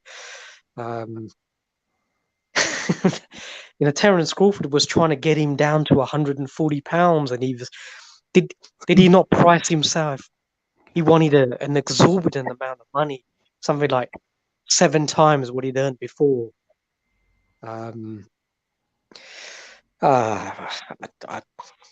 Okay, can I just say real quickly, there are three proofs that people are saying nonsense about Pacquiao ducking him. First of all, while Terence was still at 140, in fact, while he was on his way to become a unified, the undisputed 140-pounder fighter, he was saying that. When they asked him to fight Pacquiao, he said, yes, but only if Manny moves down to 140 and meet me at 140. Yes, that's it. Yeah, and that one alone is more than enough to tell you who was ducking who. Now it's the other. It's a completely other subject who would win between them, but as far as ducking goes, so first of all, you're asking as a clear B-level fighter, a fighter who just a year before that was in the biggest fight of the boxing history, earned so much money with that fight alone, that just a year after that fight, you're pretending like you can make those demands, which is very funny. That alone proves you that Terence was talking a lot of shit. Then the second thing is, right before he was fighting Bradley for the third time, Bob Arum, I remember clear as a day, on I don't know what was that. Was it a press conference for the fight or something like that? But really close to the fight, he said, when they asked him about Pacquiao potentially facing Crawford, he said, my matchmakers told me that they don't think Bud is ready yet for Pacquiao. That second one. The third proof is that, Pacquiao was willing to face him, and he was still under the same contract that he signed with Bob years ago, the one which was guaranteeing him 20 million per fight, plus the pay-per-view money, etc. So Pacquiao was saying, yeah, I want that fight, but I also want to get paid the money that is still in my contract. And Bob Arum was refusing it. I think, I'm not sure that, but from what I remember, and I may be wrong, but I think that he was offering Pacquiao like 8 million instead of 22 million per fight that he was supposed to get, and that's why later he wrapped Pacquiao, and that was to make Pacquiao go away.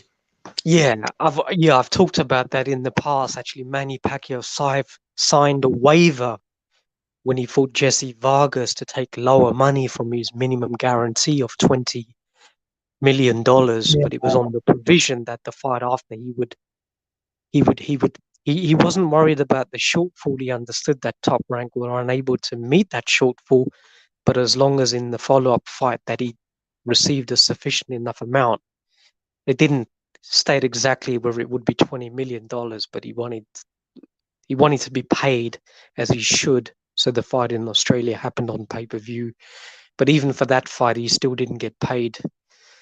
I don't think he got paid his minimum guarantee, but he got sufficiently rewarded. So yeah, they would, fuck him over, get the belt to Jeff Horn, and then Terence Crawford can take advantage of his WBO Super Championship status from being undisputed. But the only reason why he's undisputed and it's because of Julius Indongo, and you've got to give this guy credit, because if it wasn't for his hunger, his determination, trying to pursue all of the belts, from going to Russia, then going to Scotland, and then going to Nebraska, back to back to back, with all of his family still back in Namibia and Africa, didn't even take a homecoming fight to celebrate winning one championship belt, win two championship belts. He went back to back to back, tried to pursue greatness. You can't blame him. It doesn't matter whether he limited or not. He was on form. He had good momentum behind him. He's a man of God. He has faith. You never know. Maybe there would have been some intervention. He felt that he had a great chance of winning undisputed. So you got to give him credit. So would Crawford have been as willing to go abroad and pursue those championships expeditiously within that time frame? I don't think so. So he's undisputed because of Julius Indongo's endeavors.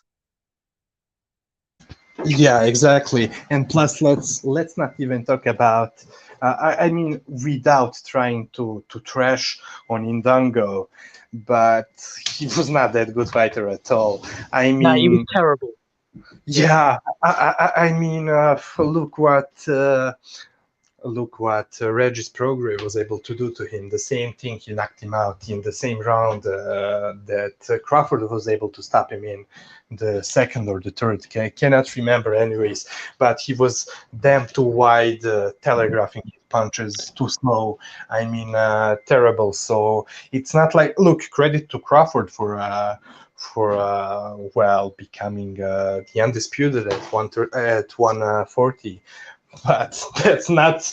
We're not talking about the same division corruption as the one that where Josh Taylor won his belts at. Yeah, absolutely. I mean, you got to remember, Baranchik, I think, was mandatory for one of Crawford's belts before he vacated, so he didn't defend his undisputed. Oh yeah, I didn't even know. Yeah, whereas people like Alexander Usyk, you got to give him credit. At least he defended his undisputed one fight against somebody who was, the WBC champion who'd never lost the title, just to eliminate all doubts within the weight category before moving up. But, there was a whole bunch of killers awaiting Crawford, Regis, Josh, Baranchik, you had all of them, but he decided, to fight Jeff Horn and pursue a magnificent welterweight career thus far. I like when you get that sarcastic. Yeah. Fucking terrible, man. I don't know what to say about this. Pound for pound number one official. That's pound for pound number one for you, baby. Yeah. Skills pay the bills, baby. Yeah, man. You're 166 pounds out of the ring. You were even 5 years ago, but it's taken you 6 years to fight at your natural weight. But you're pound for pound number one.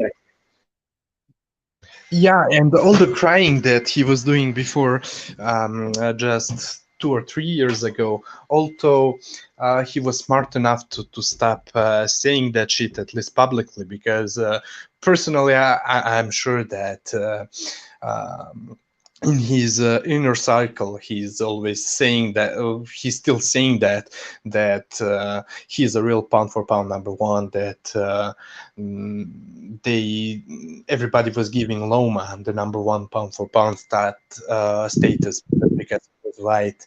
I mean, if you cannot see, first of all, the level, the difference in levels when it comes to boxing, when it comes to defense, to everything between them two, then the levels in opponents that they were facing, then the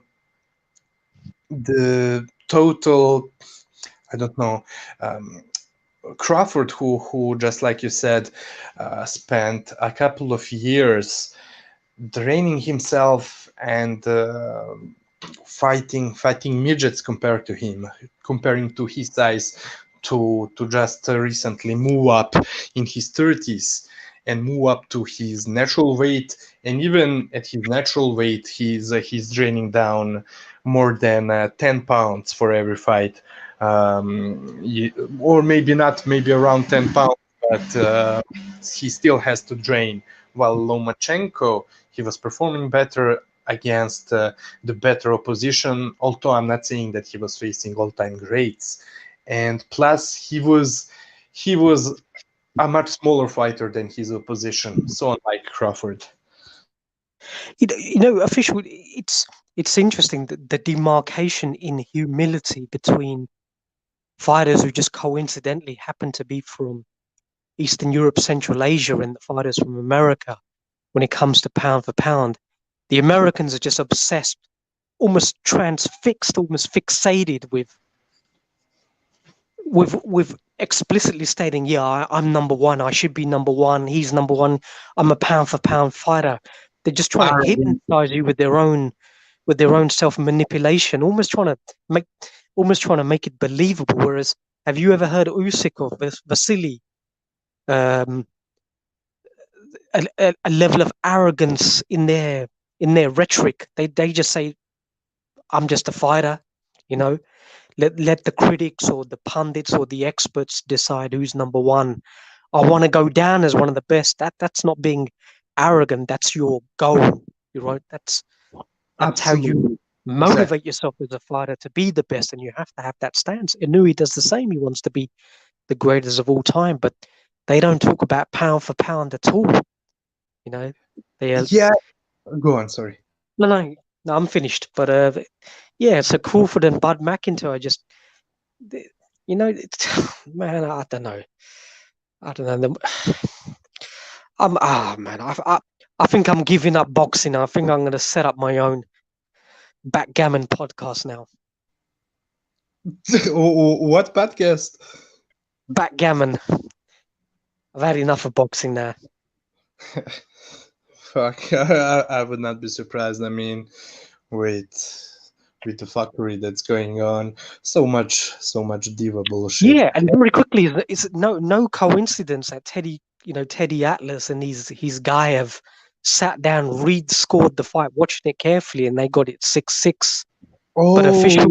But official, myself, and Fight Film Precise, we're completely deluded, even though we're the only three people that have done cross-examinations, autopsies, slow-mos, punch stat analysis. We've taken screenshots of everything, but we're deluded. But now experts are coming down and saying, yeah, Vasily got fucked over. But that's just the mentality of boxing, official. It's just, I don't know, man. Exactly. Yeah, we have. Yeah, so we have, after being the first ones to talk about this shit, while everybody was making us to be crazy fanatics, fanboys. Now you have Teddy Atlas saying the same thing, and thank you for letting me know for that, because I was not watching his full podcast while he was rescoring it. But I caught him many times saying Teofimo was not landing, he was in fact missing, etc. He was really talking about that. The same things three of us, you, me, Precise, were already talking about, man, before anyone else, even before himself. So, yeah, but Video. It just appears that video analysis is just this. Video analysis is corrupted somehow, official. You know, when we slow mo it and show a punch landing 3 inches low. No, that's people told me you're blind. That's a legitimate body shot. Somebody said that to me. Yeah, to me too. Same thing. I had a comment on my video, telling me, no, that one missed. I mean, look, I'm not saying that every single punch that on my videos that I was right about. Maybe there was maybe one or two that I missed, but I do think that I did excellent job as precisely as possible to determine which punches were landing and which ones were not landing. Yeah, you know, I mean, our point, what we're trying to accentuate is that it is extremely difficult to score a fight in real time. I have a great deal of sympathy for the judges, even though they've got perfect views sitting ringside, but it is still very, very difficult, especially for us as well. Well, even more so for us because we're having to watch these fights at 4 a.m. in the morning.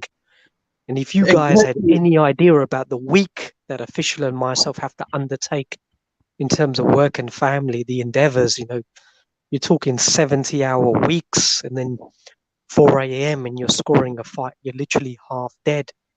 That's why I always say, you know, don't immediately go on any podcast.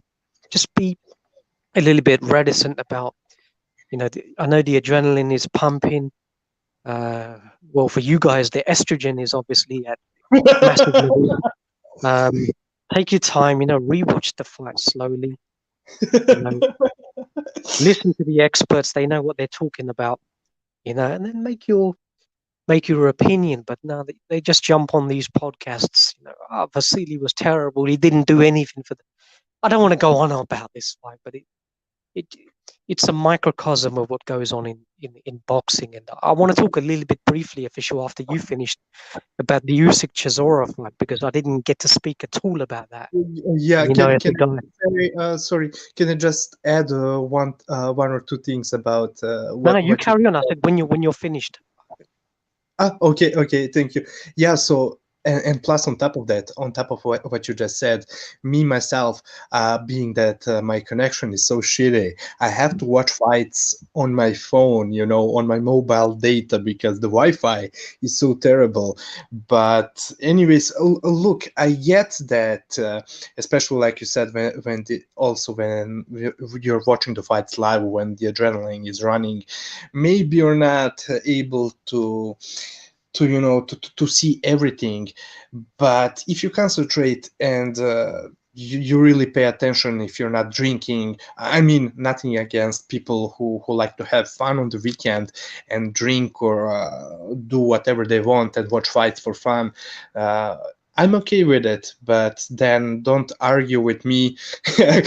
I'm WADA 365 tested, not drinking, not doing anything, just watching fights and paying close attention as closely as possible to determine what punches are landing and which punches are not landing. And most of the times I can tell you that my scorecards are not that different while watching the fights live and rewatching them.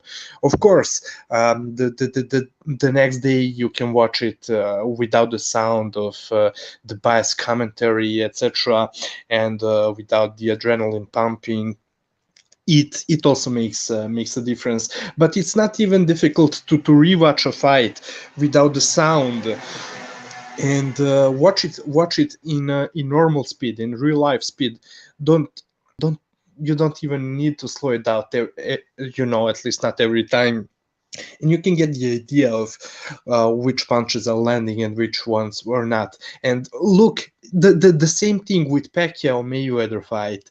This fight, you have even the ex-boxers, the boxing so-called journalists, calling this fight clearly for Teofimo, clearly, etc.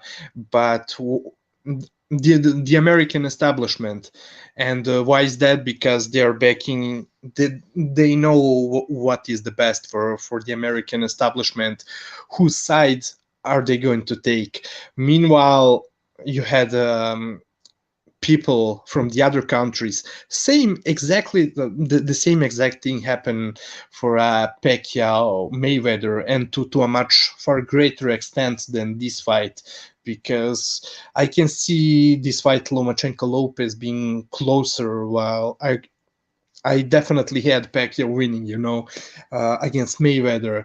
But the same thing happened corruption, while the biased American boxing establishment was selling you the stories of Mayweather clearly outboxing Pacquiao.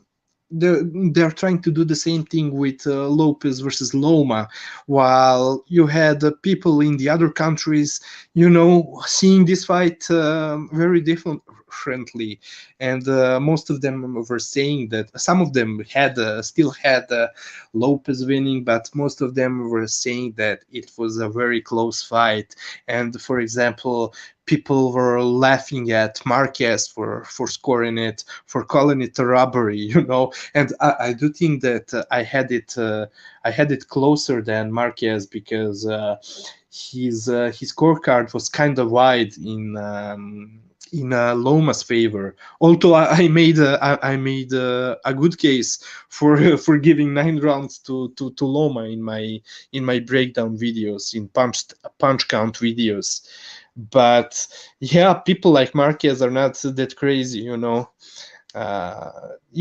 you have to do is, sorry for dragging it out for so long, but the last point, all you have to do is pay attention to who's saying what. It's not enough to say these boxers say this or that. No, you have to think about Tim Bradley or Andre Ward, another ex-fighter. Do they have something, that they are clearly all the part of the American boxing establishment? Of course, they're going to be biased, and they're going to follow a company line, just like those judges were doing. So that's all from me. Corruption, go on. Yeah, we promise that'll be the last of the discussions on this fight. We'll see what happens in the future. But yeah, Fisher, I just wanted, because of my absence last week, I just wanted to talk a little bit about Derek Chisora and Alexander Usyk. Sure. For the fight that took place. Now, what I'll say about this official is that, 3 or 4 separate points. Now, number one, who was in attendance at the arena for the fight? None other than Anthony Joshua, who Usyk is obviously a mandatory for and has been desperate to fight. Number one. Number two, if the pandemic had transpired a lot earlier, now would Andy Ruiz Jr. and Anthony Joshua too, would that have taken place at a ring that small in the UK? No. And number 3, 2.3, 2 judges had that fight 115-113.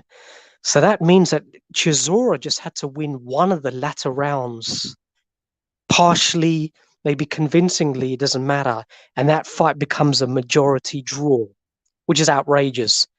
And point 4, the referee tolerating Chisora grabbing Usyk by the neck, rabbit punching him low, resorting to wrestling after the 4th round. So Usyk is the home fighter. Are you telling me David Haye holds that much political clout in which he could negotiate all of those? A smaller ring, an impartial referee, or towards Usyk anyway, and those judges. If I'm not mistaken, official, I would say that Eddie Hearn wanted Usyk either to accrue a draw or to lose the fight. That's the way I look at it, and I see no doubts in my mind, because for a home fighter, if that had been Dillian White or a Joshua, you wouldn't have had those variables. Joshua and Usyk, if it'd been Joshua in the ring with a Chisora that night, he would have got a bloody 18 by 18 ring, 20 by 20 ring.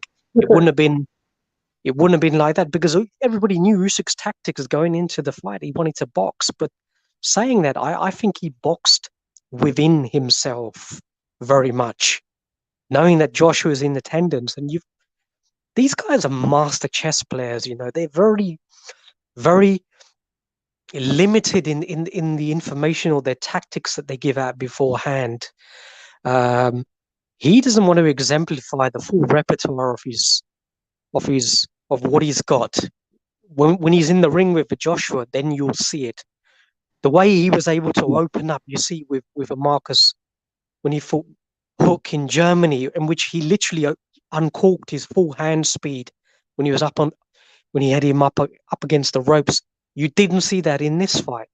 The way he was trying to knock out Chisora was with minimal risk. He didn't want to stick his chin out and risk being knocked out. No, he's waiting for the ultimate prize. But he was just trying to walk Usyk onto. He was tapping with that jab, get that lead hand over Usyk's jab. Tap, tap, tap 3-4 times.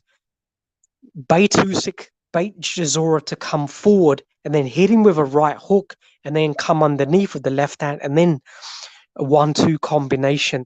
That was the only way he was trying to knock out Chisora with minimal risk. But credit to Chisora, he didn't take the bait.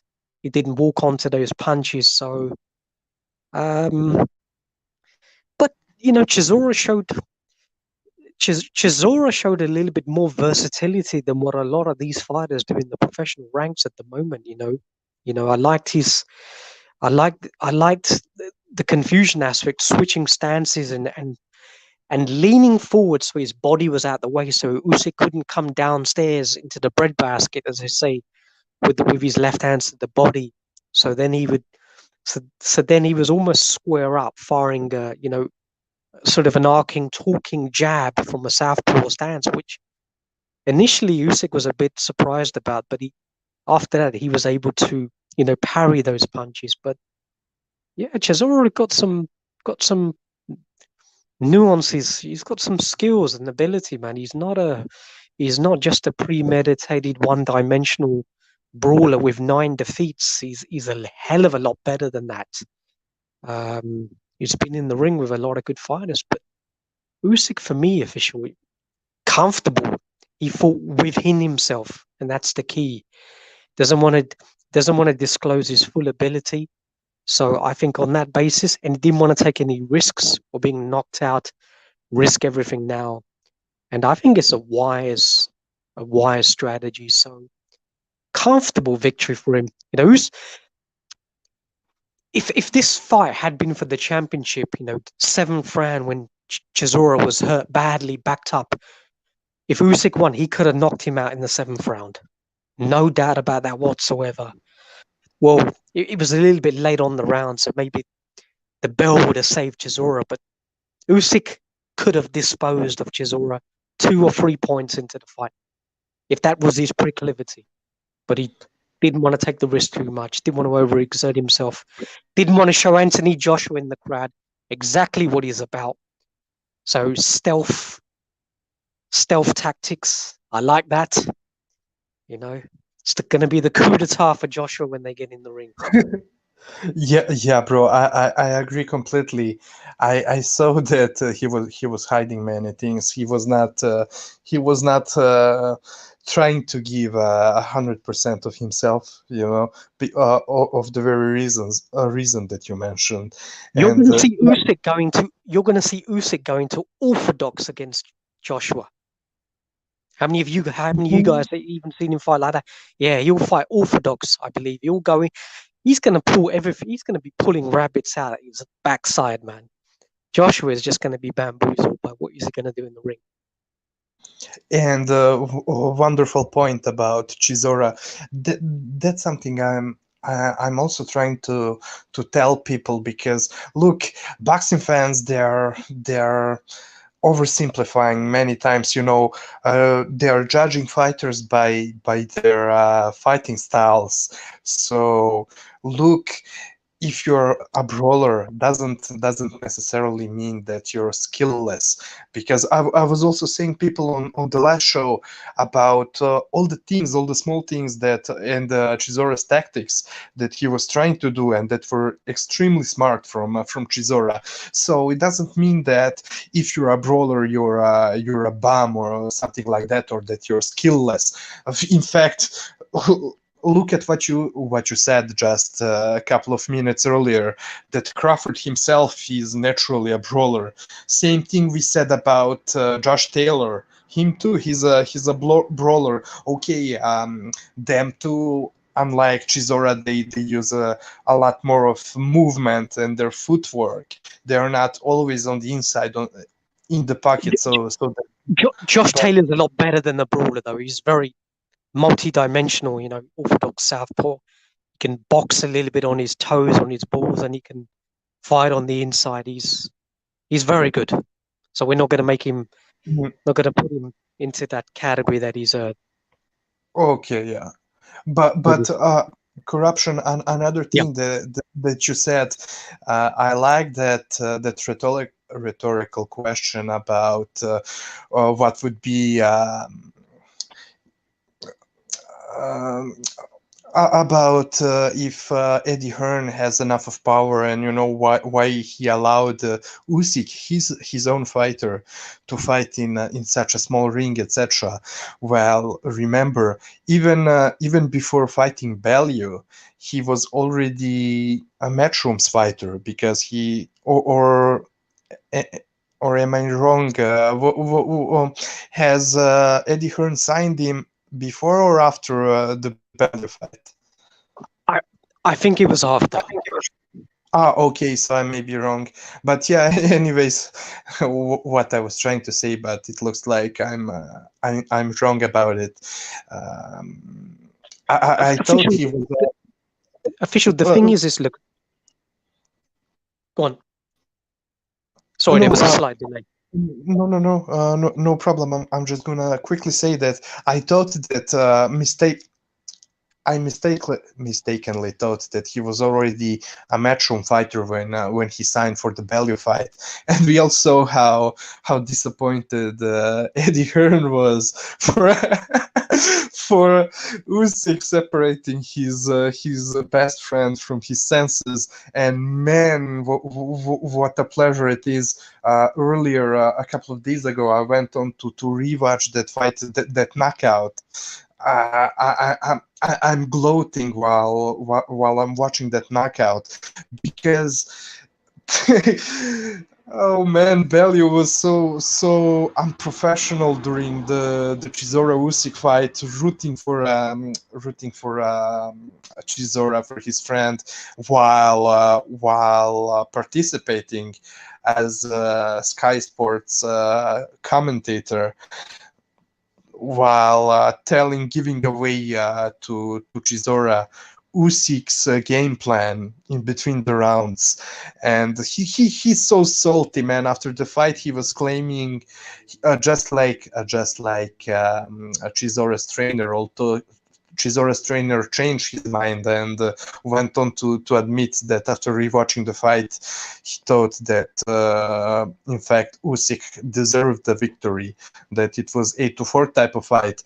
But Bellew, he was claiming that it was a very, very close fight, and that he scored it for Chisora, and that he was saying a lot of shit. Anyways, he's just so salty, and to me, up till the end of my life, it's always gonna be a great pleasure to rewatch that knockout that Usyk scored over Tony Bellew, who clearly still is too tipsy from his gay brother's wedding, or he's just that salty that he's just that butthurt that Usyk knocked him out, that he has to shit on him. So fuck Tony Bellew. And sorry, go on. Yeah, Bellew that tends to do that a lot. He's always shouting instructions when David Price is fighting, when Joshua is fighting, and when his good friend Chisora is fighting. Sometimes he'll even come to the corner and give instructions. Now, That's actually illegal, and Floyd Mayweather tends to do that a lot with Gervonta Davis. You know, Yeah.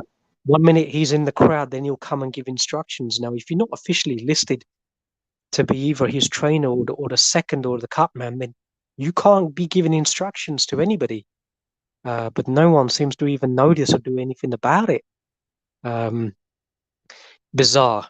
But what I'll say about the fight as well is that a lot of sort of incorrect breakdowns I've heard now. Chisora didn't run out of gas after 4 rounds when he was switching his tactics. When he dispensed with his jab and he was coming up with the right hand in the first part, when he was still active and had that fiery sort of mentality, we knew he was going to be strong for the initial part of the fight. But he realized very quickly, and they say a wise man knows his limitations, that he couldn't box with Usyk. So he made a strategic decision to dispense what he was doing and try and change his tactics, dispense, literally cut the jab out, and he was loading up the punches, sometimes switching stances, loading up and trying to knock Usyk out, which is not a bad idea. He couldn't have. Heck, you're not going to be able to replicate or try and emulate what a master boxer is doing. Somebody with superior footwork, much better stamina. He's 3 stone lighter than you, 39 pounds. So, and plus Chisora not doing a tremendous job in cutting off the ring. So what he did, I think,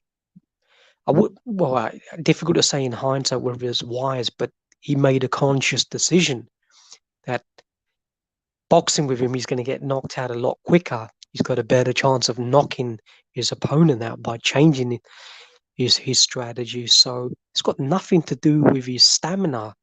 Chisora was he threw how many more punches in both Dillian White fights, and he was still fighting a little bit in spurts later on, but he threw more punches in that fight and took a lot more punches as well. So Chisora's stamina was not a determinant in changing his tactics. He could have fought as a pressure fighter on the chest for 11, 12 rounds. So it's got nothing to do with that.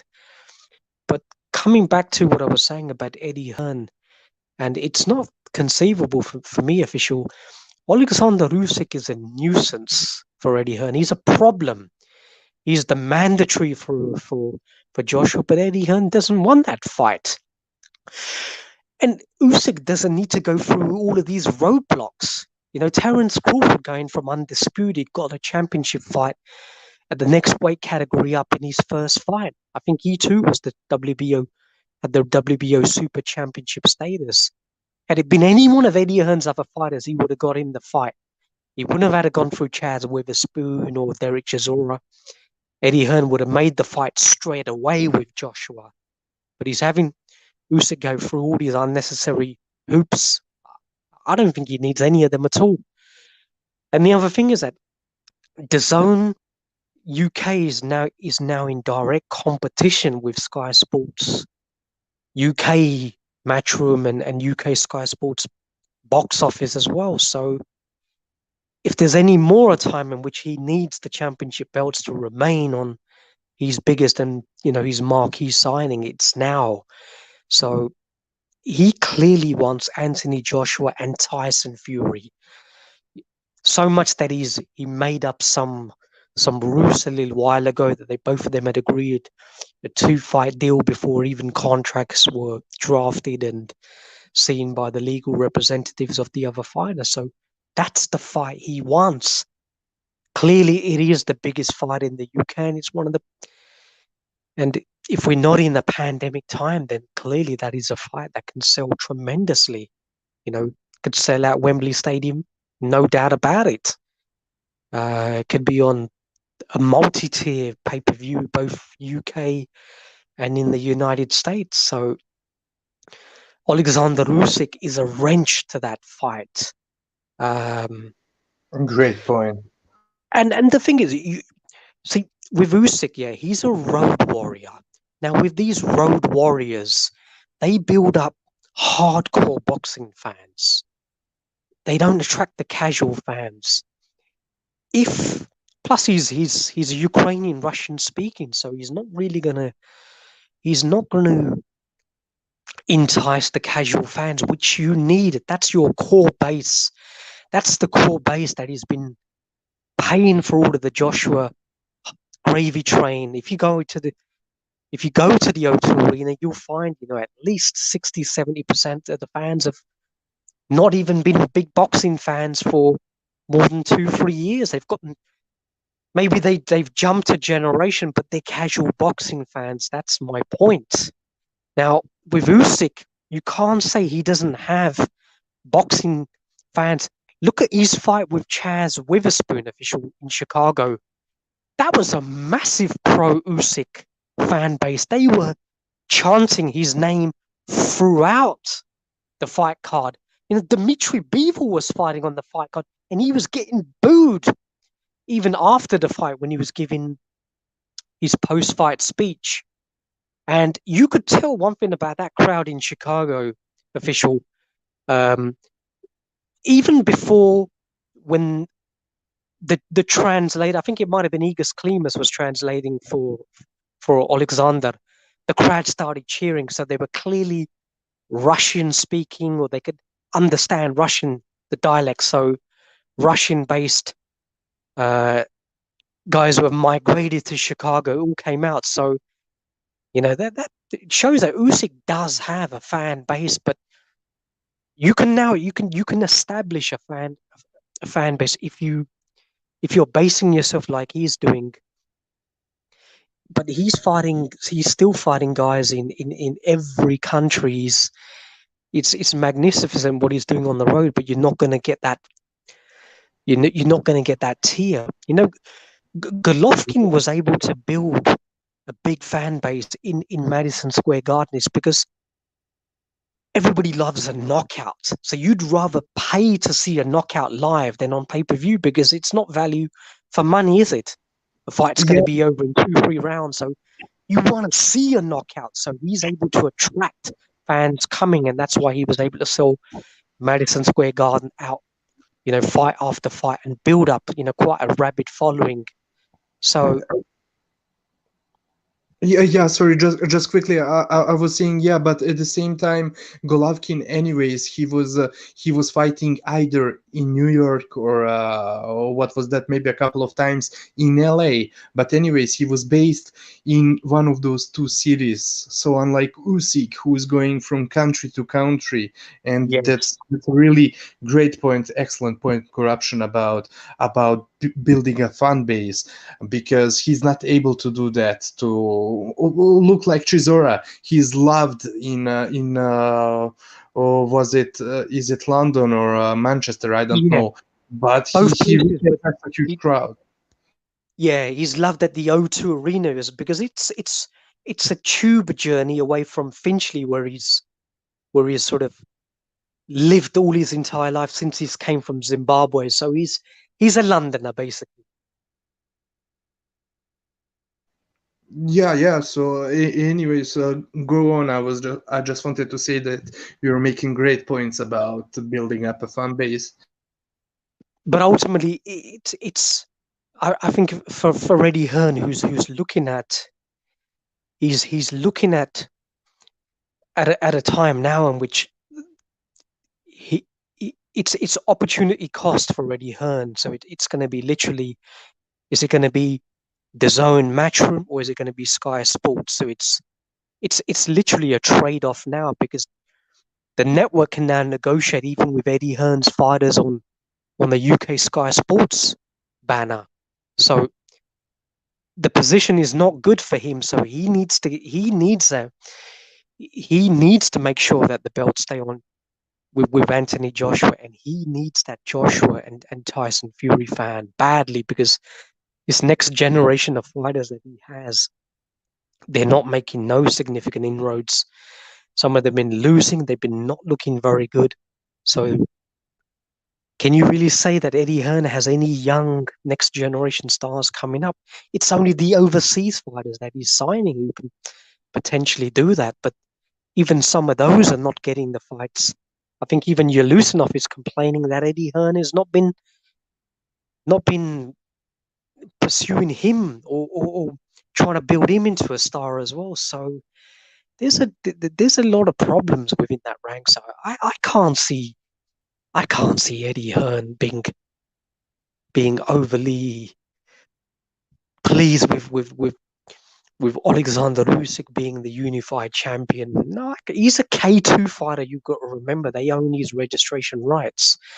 This is only an overseas contract that he has with DAZN, but that's a third party agreement. K2, the Klitschko's, they that's Usyk. He's a K2 fighter, so there's no guarantee that he has a long-term contract with them. He can quite easily, I believe, he can quite easily renegotiate with any overseas network if he wanted to. So in all aspects, I think the risk is too high for Eddie Hearn. There's probably not enough money with Usyk in the UK as well. So I think he pretty much wanted him out of the equation. But it was such a dominating performance that they could, they came close to robbing him. He could have been knocked out, or as I was saying, one round from Chisora later on. That's two judges having it. That could be a 114 with Usyk taking one card. That's a draw. Hence, what happens? There's a rematch. The mandatory position gets delayed. Yeah. So Joshua doesn't have to fulfill that obligation. Now that the contract is elapsed with Deontay Wilder, so Tyson Fury can pursue his desire. Whoever he wants, he'll fight Ajit Caballero. Then him and Joshua, which no one's complaining about the fights, but so maybe I don't know. Maybe Usyk gets. I don't know. Tyson Fury has already talked about that he doesn't want to fight Alexander Usyk. Thinks he's nobody, which is a fool's errand. I think Tyson Fury would rather vacate the belt than fight Alexander Usyk. I think Joshua would fight him if the sanctioning bodies literally said, "Look, you have to fight him or forfeit your belt." He's already talked about fighting him in the past, so I think he would be more inclined out of the two fighters to fight Usyk. But no, I think Usyk should get his shot, and I think he should have got his shot before Chaz Witherspoon. Personally, that's when he had all the momentum. He didn't have the injury coming straight off the undisputed. People, he was after the Garcia fight. I think he could have fought the sort of robotic Joshua back then. I think he would have just boxed rings around him, and I think he would have won the titles. But now with Joshua realizing the submission of his A game against Andy Ruiz, now he's learning how to fight a little bit more on the back foot, but the chin is still vulnerable. He's more of a dexterous fighter now, so it's a different sort of proposition what happens, because Joshua, we know now, can vary his tactics. He might come in even lighter against Usyk, who he knows won't come in more than sort of 220, 225. So it's a different sort of fight. Makes it more of an intriguing fight, but anything happens. But we'll see if Usyk actually gets his opportunity, which he deserves. Yeah, and he's for the Chisora fight, he at 218 he was even less than that. He was 217, and so speaking about the Chisora Usyk fight, on the other card, Cambosis Jr. versus Lee Selby. Man, one judge literally had 115, 113 for Lee Selby. Now you maybe missed that fight, but there is no way Selby won more than 3 rounds, and 3 rounds. So it may be a gift from me to give him 3 rounds, and so one judge had it 115, 113. It's a fuckery, just the usual Eddie Hearn thing. I don't know. Yeah. But, and look, I do think that Joshua, he really has that look. He's trying to be Mr. Humble, but he has that real arrogance about him, and that's a good thing for a fighter to be arrogant. He wants to prove himself to be the best. That I do think that's partially why what got him not really knocked out against Ruiz, but he wanted to end the fight. He's not satisfied with boxing off the back foot. That's why even in the rematch of the Ruiz fight, he was trying from time to time to get in the pocket and risk everything. I saw him, although he was being very scared of Ruiz's power. He, especially in the later rounds of that rematch, he was trying from time to time to get on the inside and fight with Ruiz. Although at the same time he was scared and worried of Ruiz's power, but it tells me that he has that arrogance and he wants to fight. He's not satisfied with boxing off the back foot. And by the way, speaking of the rematch, I think it was the fight after which one I think that Usyk was in the crowd for that fight in the Saudi Arabia, and immediately after the fight, he turned towards Usyk and started screaming at him while being in the ring. While Usyk was watching him from the ring side, screaming at Usyk, gesturing like "Come and get it," something like that. Or maybe it was some other fight. Maybe it was Povetkin or some other fight. I don't know. Yeah, the fight was Chisora. I mean, Joshua and Ruiz was so bad. By round 7, I'd already taken 20 tablets of Valium and was out for the count. Yeah.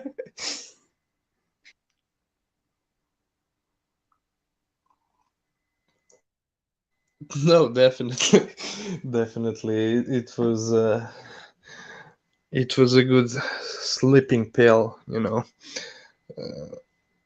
Any other That- fights happening next week? Oh, hold on.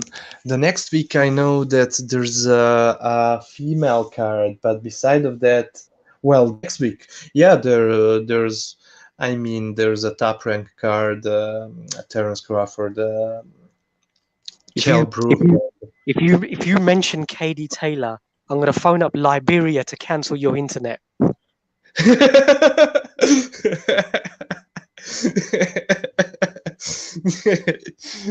ain't talking about her, man. I'm not talking about her at all. Yeah, no need for that, man.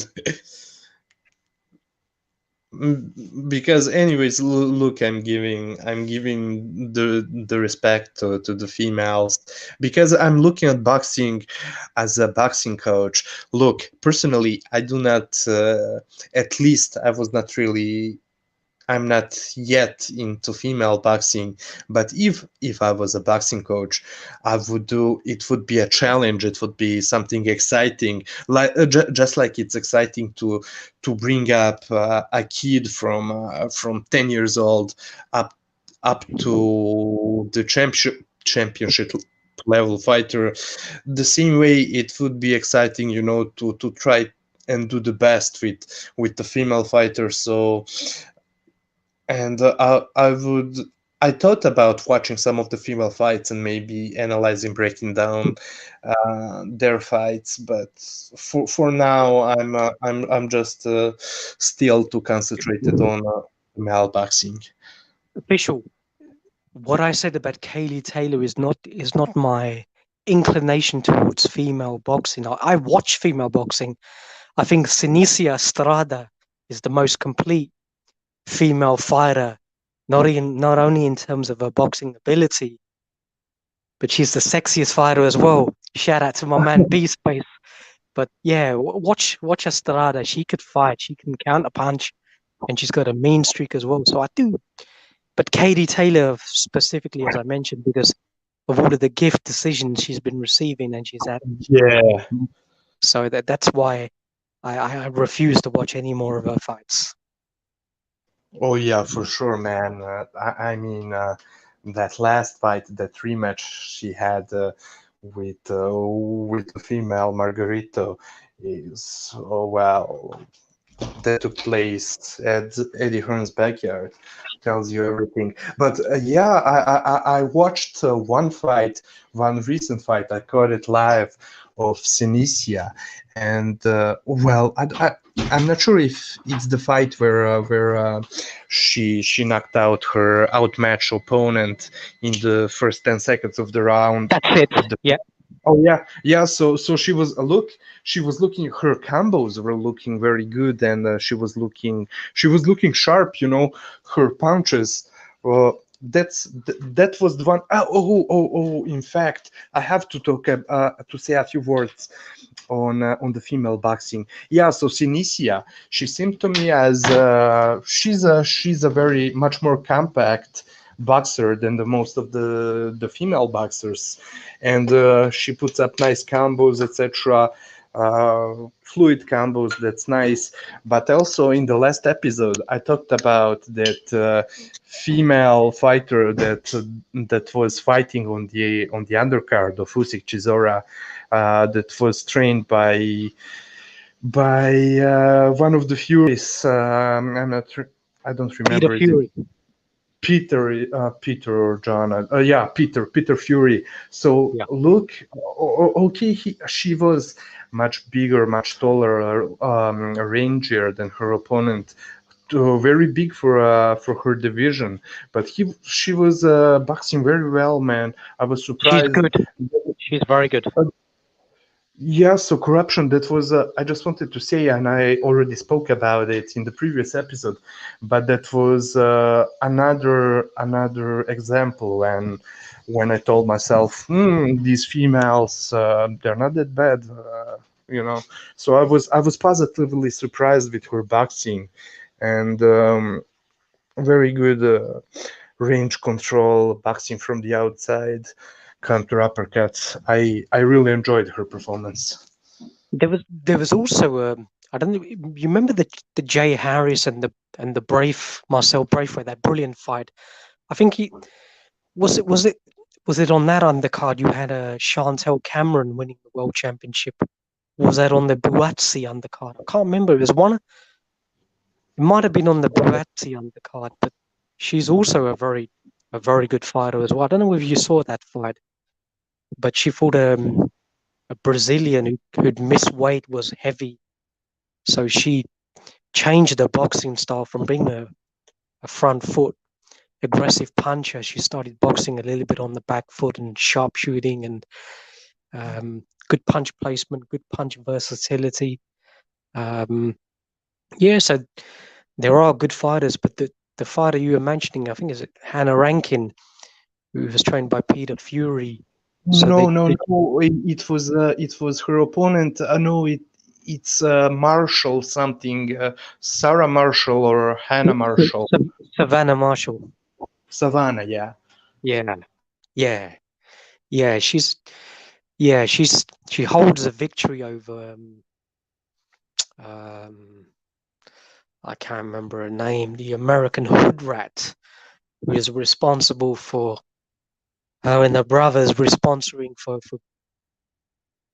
the vicious attack on James Ali Bashir. Oh, Yeah, like Mr. Bashir, former Usyk trainer, very decent, respectable man. You know, when you spoke about that, you know, he landed face first official on the marble floor, being struck from behind, had brain bleeds. I think the attack was by Clarissa Shields' brother, but exactly. she very much condoned or probably orchestrated the attack as well. So disgusting, you know, people like that.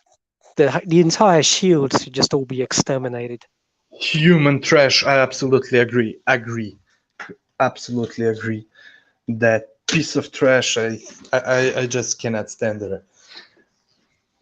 Forget Yeah, it. yeah, they did. Even I heard because Mr. Bashir was speaking about that. He said the security was bad. You know, post attack, he received very little support. Um, Somebody like that, they just treated him horrendously bad. He was speaking with an old friend of mine, Ingram, on his channel. But I've spoken with James Ali a few times years ago in the past when he had Usyk.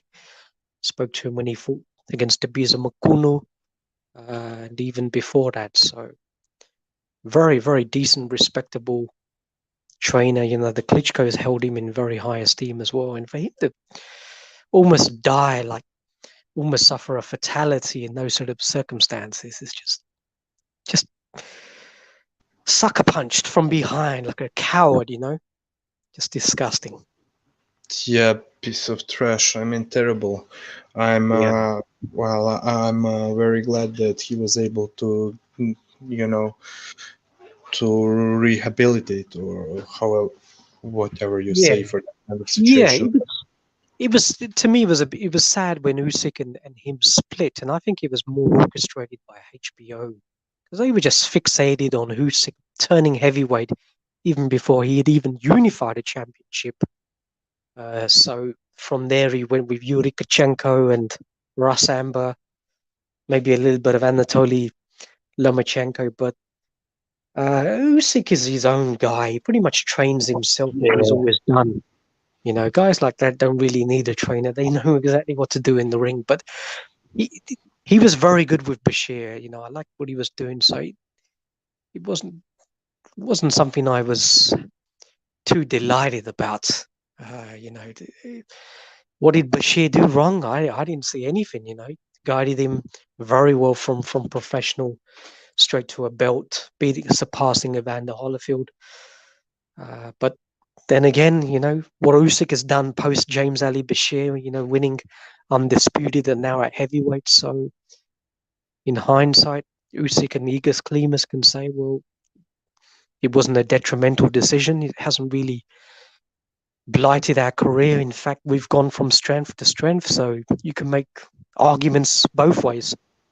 Yeah, and I just wanted to second that, to say that he's exactly currently he's with Russ Ember, and he's, I mean, no disrespect to him, but from what I know, he's just a corner man. He was never a real trainer, so it really looks like, you know, that Usyk is really one of those guys, and like I heard you say even way before, that he's probably the one who can, he's a type of boxer who doesn't need a coach in the corner, same like Mayweather, like well, like himself, like some other fighters, Roy but Jones was exactly the same. He never had anybody. He did everything himself. yeah. Yeah, good point. But I wanted to ask you, so he Yeah. was with Ali Bashir from the beginning of his pro career, right? Yes. Yeah. Uh-huh. Well, look, that's that's something. Look, I was thinking. I remember when that super tournament started. I think it was around the time where the tournament started that they separated their ways, and I was thinking watching the tournament. Because I clearly remember he was with Ali Bashir when he faced Glovatsky before the tournament, and Yeah. I just loved the way he performed in that fight. It was the nicest footwork on the back foot I've seen. I, I do not remember seeing better footwork on the back foot. Sorry for the background noise. So it was really wonderful to see. And then when the tournament started, he was fighting on the front foot, stacking his opponents, you know, and that was something that I didn't really like. So, and I was thinking, is it because he switched the trainer? But it doesn't mean that it's because of that, because it's probably something to do with his opponents. I cannot recall the fight. Probably that his opponents probably were the ones who were making him come to them, like Bridis was doing, given like Bellew was doing. And I think that he's a much better on the back foot. Really wonderful to watch on the back foot. But again, in the finals against Gassiev, he was able to perform perfectly on the back foot, even Yeah. without that here. Yeah. He Yeah, was brilliant. He was brilliant in the final. And no, you're right. His first fight with Yuri Kachenko, him was the Breeders' fight. Before that, I think he was with Bashir all the way. Um, but sometimes you even noticed the change in his style. It's something, the power of these promoters and the television networks in terms of remodeling a fighter's style. I'm sure they were definitely, they don't want to see a 12-round boxing fight. They want to see an aggressive fighter with hand speed, foot speed, on the front foot, dominating opponents, because visually it's more appealing to boxing fans, pay-per-view. It's more of an attractive, fan-friendly style. They don't want to see cerebral boxers. Look at the way they treated, Guillermo Rigondeaux. They couldn't stand his style, so they got rid of him. But certain Sorry, countries corrupt. don't. You're breaking too. You're breaking a lot. I don't know if it's due to my connection or yours. Definitely yours. Yeah. No. Now, I'll just succinctly put it. I said the television networks definitely have. They're a major proponent in remodeling a fighter fighting away from his natural instinct, trying to get him into a more fan-friendly style that appeals to boxing fans, both in-house stadium gate receipts as well as pay-per-view. So for me, that was a bad thing what they were trying to do with Usyk. But he's a stubborn, cagey, sort of wily, he's an introvert when he's speaking with the cameras, but he's extrovert. What you see him whenever he's in his own surroundings. He's a 3D chess player. That's what he's doing with the media, with the promoters, and his English is a hell of a lot better than what he says. So I like that.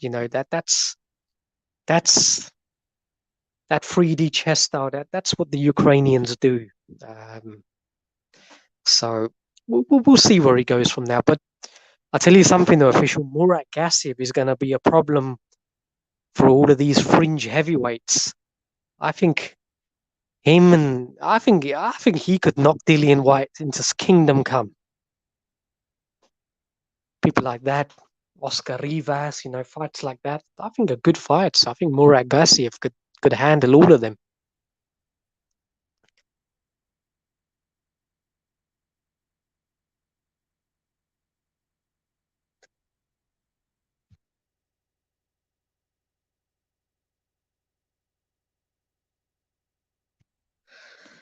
Can you hear me? Oh, sorry. I'm having some terrible connection issues. It was definitely me. My connection. So you was talking about Murat Gassiev and him moving up to heavyweight division or not? Yeah, I mentioned I think he's going to be a problem for certainly maybe top, not necessarily top 15, but anywhere from 15 to 6th, 7th ranked positions. I think he'll be more than capable. I can see him giving people like Dillian White, Oscar Rivas trouble. I think he's got the punching power. I think he's got the counter punching style on the front foot to give those guys some severe trouble. And he looks very, very good from what I've seen at heavyweight in terms of his body stature, frame, muscle definition. Looking healthy, didn't look drained at all at the weights. If he can get more active, he's still in his 20s. I think he could be a real problem. You know what? I haven't seen his fight yet. His first round KO that he scored the other week. I was about to watch it, but for some reason I skipped it. I just forgot to watch it. And but I will, because I think I already downloaded that fight. But I saw when I was downloading it, I scrolled through the video, and I saw that he's looking huge, and he on the weighting he weighted 235, and he really does look big, for such a short fighter. And I do think, well, okay, of course, first of all, I have to watch that fight. and just get an idea how much differently is he moving, the possible difference in speed, in explosiveness, etc. Things like that. But yeah, I do think that such a stacky and compact fighter, would give a lot of those heavyweights I some real trouble. Yeah, go on. just want to say to L Dog, no disrespect, my brother, but last night I had the choice between uh, Devin Haney, Luis Ortiz, Filip Hrgovic, or Cherry Kiss, and it was none of the first three. Let me tell you that. That's all I'll say. Yeah, I mean, I was about to watch Hrgovic, but I was like, man, he's fighting a can, so I'm going to bed, and that's how I ended my night. I wasn't bothered by, you know, there was no need to watch that fight, to stay up late to watch that fight, or even watch it at all. When he finally faces a good opponent, I'll watch him with pleasure, because he's a damn Yeah, good he's heavyweight. decent. Rydell Booker, I fought James Toney a number of years ago before he went prison, so he hasn't been knocked out. Kubrat Pulev as well went to points with them. So, but he was 38, 39. Spent a little while sort of incarcerated. But Philip knew him very well. I think they'd sparred significant rounds. I think the case with Philippe Official is that one of these other fighters as well is just high risk, no reward. Doesn't sell any tickets for these fighters. They don't want to take the risk with him. He's got very good ability, very strong, looks very heavy-handed. So it's going to be difficult. They're just going to have to try and match him up with these Zili Zangs and Yeah. all these other fighters at that sort of mid-level. But maybe they're saving Zili Zhang for Anthony Joshua in China, so they might not even risk that. Just try and capitalize on the potential money. Probably have the fight in Wuhan. Why not? With masks on. You know. Yeah, AJ would definitely use that opportunity to visit the Wuhan lab, and probably stuff some fresh brand new PDs in his system. No. Yeah. Yeah, but I don't know, Philip. I heard a little bit about it. I tried to go back very early in the morning before I left just to try and see a little bit about the fight, but I didn't see anything. But I heard a little bit about what Philip was saying in his post-fight, and a lot of fighters ducking him, not signing the contracts. I can sympathize with that. I can agree with that. Dillian White is not going to fight him. It's not because Dillian White's scared. It's because Dillian White is looking for a world championship fight, has been for a number of years. So it's a case of opportunity cost, circumstances. The only way Philippe is going to get these fights is somehow he navigates to a mandatory title, and then relying on Eddie Hearn and the sanctioning body to sanction, to order the fight. That's the only way he's going to get these fights, I'm afraid. He doesn't appeal to the masses. He's Croatian, so it's going to be tough. What he faces is a microcosm of what the problem Usyk has as well. The guys don't want to fight these guys, man. Yeah, that's what I was about to say. Look, even Eddie Hearn signing Alexander Usyk, of course, partially because he's a wonderful talent, but he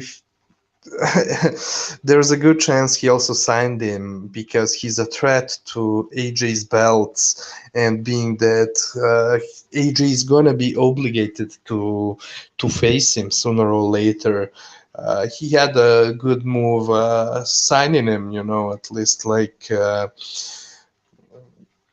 Although he's signed with K2, but a third party deal, that's why he signed him. And by the way, I'm not trying to switch the subject, but I'm just wondering what's happening with that plan of that Russian guy. I forgot his name, Rabinsky.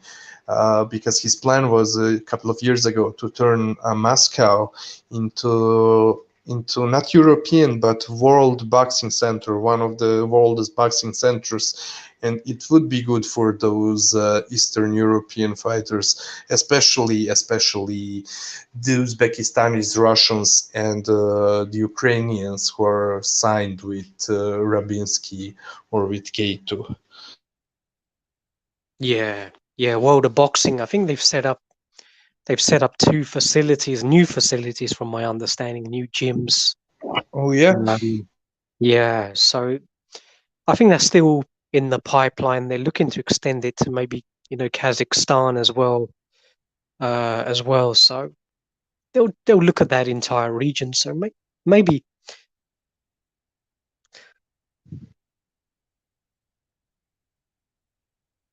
But they got a hell of a lot of fighters, so yeah, maybe he can do something.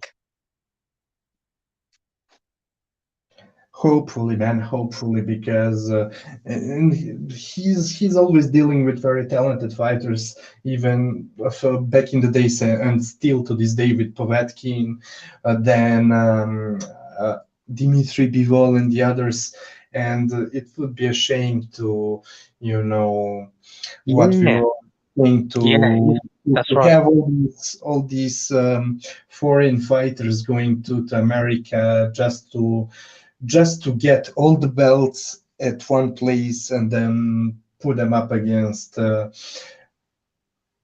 American crowd appealing domestic fighter and get them robbed. Yeah, they could have their own World Boxing Super Series. He's got Shakram Giasov. He's got them all. Israel Madrimov. Rabinsk. World of Boxing has all of these fighters on lockdown. So yeah, they could definitely have a huge fights over there. But it's a little bit difficult at the moment in Russia. Yeah. Okay, but anyways, is it all from us today, or do you have any other topic to talk about? No, if I had the time, I'd go into the Canelo contract and lawsuit and separation, but I'll do that next week. Plus, talking about Canelo, it gives me a heart palpitations. So I don't really want to. Yeah, I get you. Mr. Number One pound for pound. Wow. Is it him or Crawford? One of them two must be. Yeah, Sarcasm. the show we did where we broke down his entire career and all of the fallacies and the gifts and whatever, where we just laid it down exactly. So that's the why this guy is just a superficial hype job. Always has been. Absolutely. And I mean, look, people are saying that. I read this in the previous couple of days. They're saying, okay, so this means, being that he's a free agent now, that he's gonna be able to face the real opponents. And maybe it is the case. Even you and me, I think, when we were talking about his DAZN deal. And the lawsuit, that we were saying that there's a good probability that he really wants to face good fighters, and that maybe when he separate his ways with Oscar, that he's gonna get into career-defining fights in the future. And Do you? I mean, do you really think that the zone are pissed off that first of all it wasn't? I mean, it wasn't the court that arbitrated this decision. This happened out of court.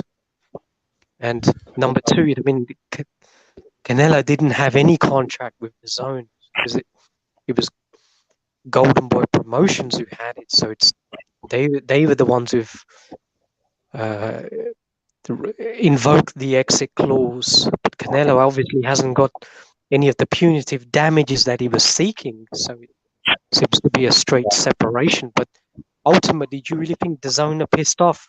Has Canelo even moved the needle since they signed him to this ludicrous contract? Not from what I can see. If you try and do a cost-benefit analysis on new subscribers versus what they were paying him, and look at the deficit, I don't think DAZN are pissed off. and but look, okay, I don't really know. Probably none of us know what really happened in between them.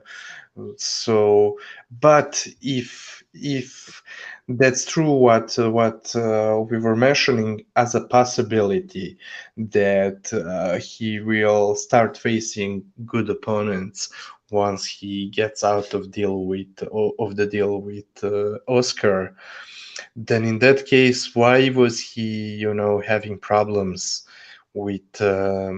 Why was he so willing to face Yildirim and the other guys? And the zone, they were blocking that fight. They were not okay with it. But okay, I'm not Yeah, gonna. they're not gonna pay Canelo £33 million to fight a Turkish dry cleaner, are they? Yeah. Exactly. Yeah. So that's what I'm saying. I mean, I don't know what's gonna happen in the future. Maybe that's true. Maybe he's gonna start facing real tough opponents from now on. But he was clearly the one who was willing to face Yildirim. Oh, And definitely. He wanted that fight. He was desperate for that fight. Yeah. yeah, and the zone were the ones who, well, they didn't want to stand behind that fight. So it at least tells me that the zone for their part were doing a good thing when it comes to Canelo. Now I don't know what was happening between him and Golden Boy, but from what they were doing with Canelo, there's nothing wrong. They were doing what they were supposed to do to make him fight the best fights for them on their network. See, official. When I spoke about this, I talked about that Oscar De La Hoya. He basically he personally guaranteed his company's liability. That is one of the most dangerous agreements I think I've ever seen. For him to do that is extraordinary. So I think he's seen what's happening with what the pandemic has done to boxing, whatever else, and he would have been personally liable for the debts or the shortfall or whatever was outstanding, or if he'd lost the lawsuit. So I think he was the one who consciously came to the decision to say that, look, not only is the company exposed, but I'm personally exposed more so than my company for the reasons I explained about how an LLC works. So his personal assets could have all been, they were on risk. So he had more liability than any other entity as an individual. So I think maybe it was wise for him to say that, look, no one's really going to lose any money. If you want to go your separate ways, fine. I can probably survive, but maybe people like Ryan Garcia will follow suit because he's pretty much explicitly stated that him and Oscar are obviously not on the same page. So that's potentially a commodity that you could keep a young fighter like that, Virgil Ortiz. But I don't know whether he's going to be able to keep hold of them guys, but we'll see. I hope so. Yeah, yeah, that's a good point. Yeah, so okay, let's wait and see what's gonna happen. But it looks like he's pushing for the Caleb Plant fight. So look, it's a good fight. Caleb Plant, he's a good boxer, but from watching his couple of fights, I was only watching maybe two of his fights, two most recent fights, and look, he's a good boxer. He's fluid, does good things with his movement, and that may trouble Canelo. But at the same time, I've been saying this for a long time since I watched his fights. In fact, that you can sneak a good counterpuncher could sneak a track in between his punches, and I think that ultimately he will be able to stop Caleb Plant. But okay, I'm completely okay with that fight. The only thing that I had problem with was Golden Boy and Canelo trying to pull Kovalev on him. Was it earlier this year or the last year? I mean, it was immediately after the Kovalev fight. They were trying to get him on a short notice, and I was completely with Caleb Plant. I was against Canelo doing it to him too. Yeah, yeah. Yeah, if that fight gets finalized, we'll discuss it in a little bit more detail, tentatively, but suppose we'll have to. Yeah, sure. Yeah, well, I was just saying a couple of words about that potential fight, but of course, if it gets materialized, we are gonna get deeper into the subject. But right now, I'm looking at the boxing schedule for this month. Okay, so the next week we have your favorite female fighter, Katie Taylor, uh, Bud Crawford, Brook, Franco Maloney. But beside that, there are no great fights, man.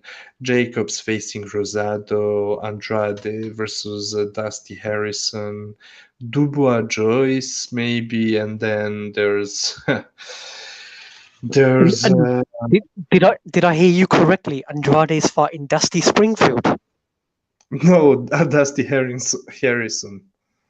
That's Okay. Fernandez Harrison. I thought it was the female singer Dusty Springfield.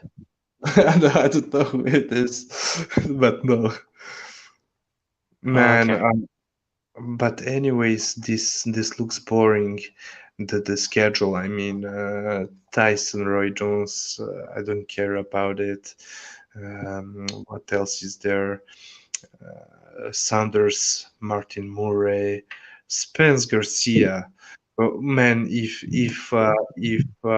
it was pre-car accident, Spence, I wouldn't give a fuck about this fight with Danny, since Danny anyway looked terrible in the last fight against Red Catch. Maybe Garcia Campbell is the most exciting one. What else is there? What happened to Kiyoguchi this week? Did he contract? He was due Oh to yeah, fight, wasn't exactly. He was supposed to fight on the Thursday morning by the Central European time, but yeah, he got tested positive for you know what? Yeah, so that fight got canceled. Too bad, because I was looking forward he? to Yeah. seeing that in the ring. Seeing my pound for pound number 8. Yeah, man, what a good fighter that is. Yeah. And Recently, I started downloading not his fights, but Kenshiro's fights. Man, Kenshiro can look. I think that Kenshiro can give him some real problems with movement. Kenshiro's distance control, going in and out. I think it's very nice. So, but anyways, it's gonna be a great fight between them two. Try and find their sparring footage. I don't know whether it's still there, but I saw it a couple of years ago. Between them Um, two? yeah, yeah. Kiyoguchi was beating the shit out of him. Oh yeah. Yeah, yeah. I can't remember because for these fights, I normally just go directly on Japanese TV, and the fight build up they showed the footage. That's where I saw it. It might have been on Fuji TV, or I can't remember one of them, but uh, I don't know whether it's on YouTube. But there was two separate footages, one before he was a champion, one after. And in both of them, it looked like Kiyoguchi was just beating the shit out of him. So I'm not sure whether Ken's going to be too ecstatic to go into the ring with him in the uniform. But it needs to happen. They need to stop fucking around now. That fight needs to happen. Otherwise, there's Definitely. plenty. Otherwise, if they don't, somebody like Bam Rodriguez would be happy to step in and sort it out. Yeah. Man, that fight also needs to happen, and as you know very well yourself, it was rumored to be made. Well, months ago, there were talks about Ioka, Tanaka, and them two on the undercard of the New Year's Eve card. It would be fantastic. But I know now it's impossible. It's too late for that. But if those two fights happen, man, oh Yeah, and get Gonzalez and Estrada too as well on the New oh Year's yeah, Eve. Get him, man, Mr. Honda, man. Just pull out the yens, go to the foreign reserves, and just liquidate yeah, all of the gold, and just give it to the fighters, man, and say, look, fuck Eddie Hearn, man. This fight's happening in Tokyo. yeah, for sure. Yeah, and they deserve it because they've been put in fantastic fights, and they're doing fantastic job for years. Gonzalez would be happy with fighting in Japan. I'm not sure about Juan Francisco. You might be a little bit more reticent, thinking that Gonzalez Yeah, is always supporting Japan. He's going to be the home fighter. If it goes to points where there is a strong possibility, then he'll get pretty much the favoritism on the card. So Estrada, but I don't know. Estrada's fought in Macau, China when he fought Milan Melendez, so it's not too averse. These are fighters, But then again, mhm. Gonzalez would be saying that Gonzalez would have watched that video and thinking, "Nah, I'm not fighting on the zone card in America, man. If they're going to give him 25 seconds, I want the fight in Japan." Yeah, right. I was just about to tell you. You see, no one else beside us talked about it. I don't know if they don't just don't care, but even we were telling people about what happened, those 25 seconds missing, and it's weird that even the boxing channels who would talk about all kinds of bullshit happening, they all felt to mention that no one is interested in what happened, and I think that it was significant. I mean, at the end of the day, of course, both you and me, at the end of the day, we are glad that Estrada was able to win the fight, and because we are looking forward to that fight between him and Gonzalez.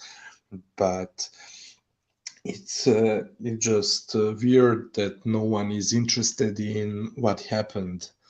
No one's talking about it. Yeah, I don't know. I haven't really been perusing internet or other channels to see whether if anybody else had spoken about it. I'm sure plenty of people spotted it or whatever else, but I don't know. It was uh, I felt it was a brilliant fight, arguably the best fight of the year. So Oh you've got yeah. to talk about it. But then again, there's a lot of stupid people who wouldn't have even noticed. So it doesn't matter, you know. I'm not really interested in any other channels. They don't really stimulate me or intellectually, you know, open my Yeah. mind to new aspects. So fuck them lot. Yeah, I get you completely. Uh, but there was something else I was about to say, but I just forgot. Nah, nothing from me, and I'm a little bit pressed for time, so I've got to go. Okay, okay. So it's a great occasion for us to finish the stream on this episode on that point, on that note. So I would just like to, well, to thank you for coming in Yeah, and I was only supposed to be on 10 minutes just to give you a mic check. yeah, you joined in at 1 hour of the stream. Since I started the stream, you stayed for more than 2 hours. That's great. That's why I do the podcast with you, official. You know, just get into boxing. Pity there's not a bottle of scotch here between us when we're talking about it. Yeah. Oh, I enjoyed it a lot because I was, initially, yeah, go on. No, I didn't say anything. Carry on. No, okay. I was just saying, initially I thought that the stream was gonna last about 30, 40 minutes because I was not really inspired and I just wanted to talk briefly about these fights and tell a couple of things about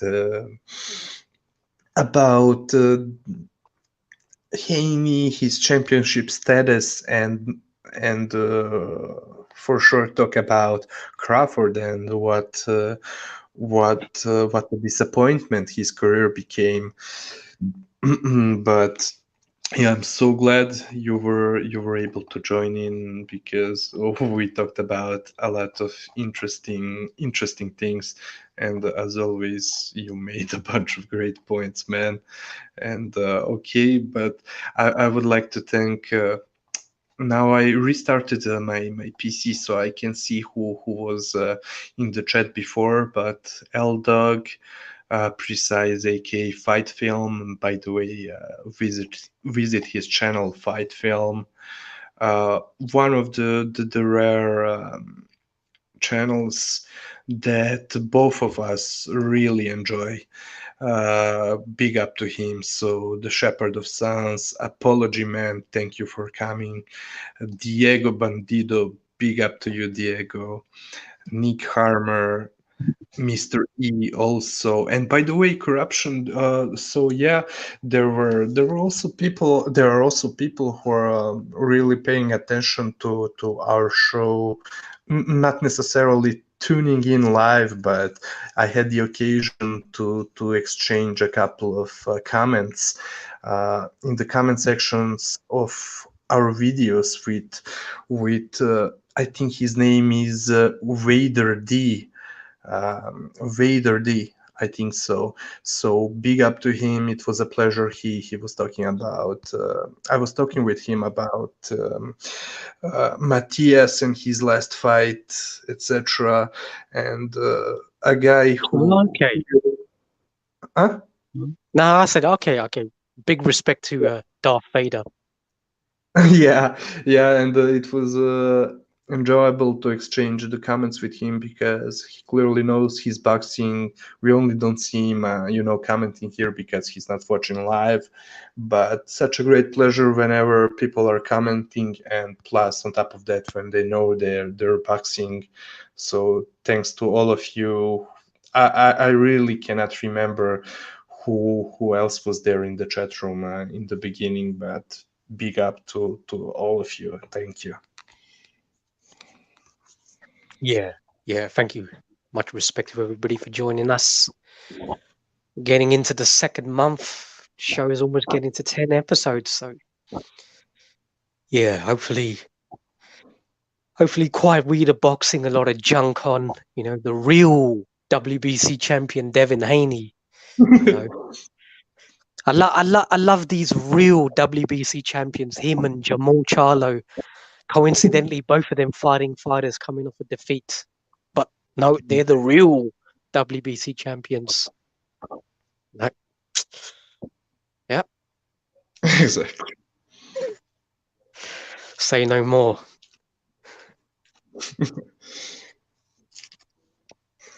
Anyway, I think people have had enough of us official. On that cue, I think we should get the fuck out of here. It looks so. Okay, so once again, thank you all. Peace out. Have a great night. Sayonara.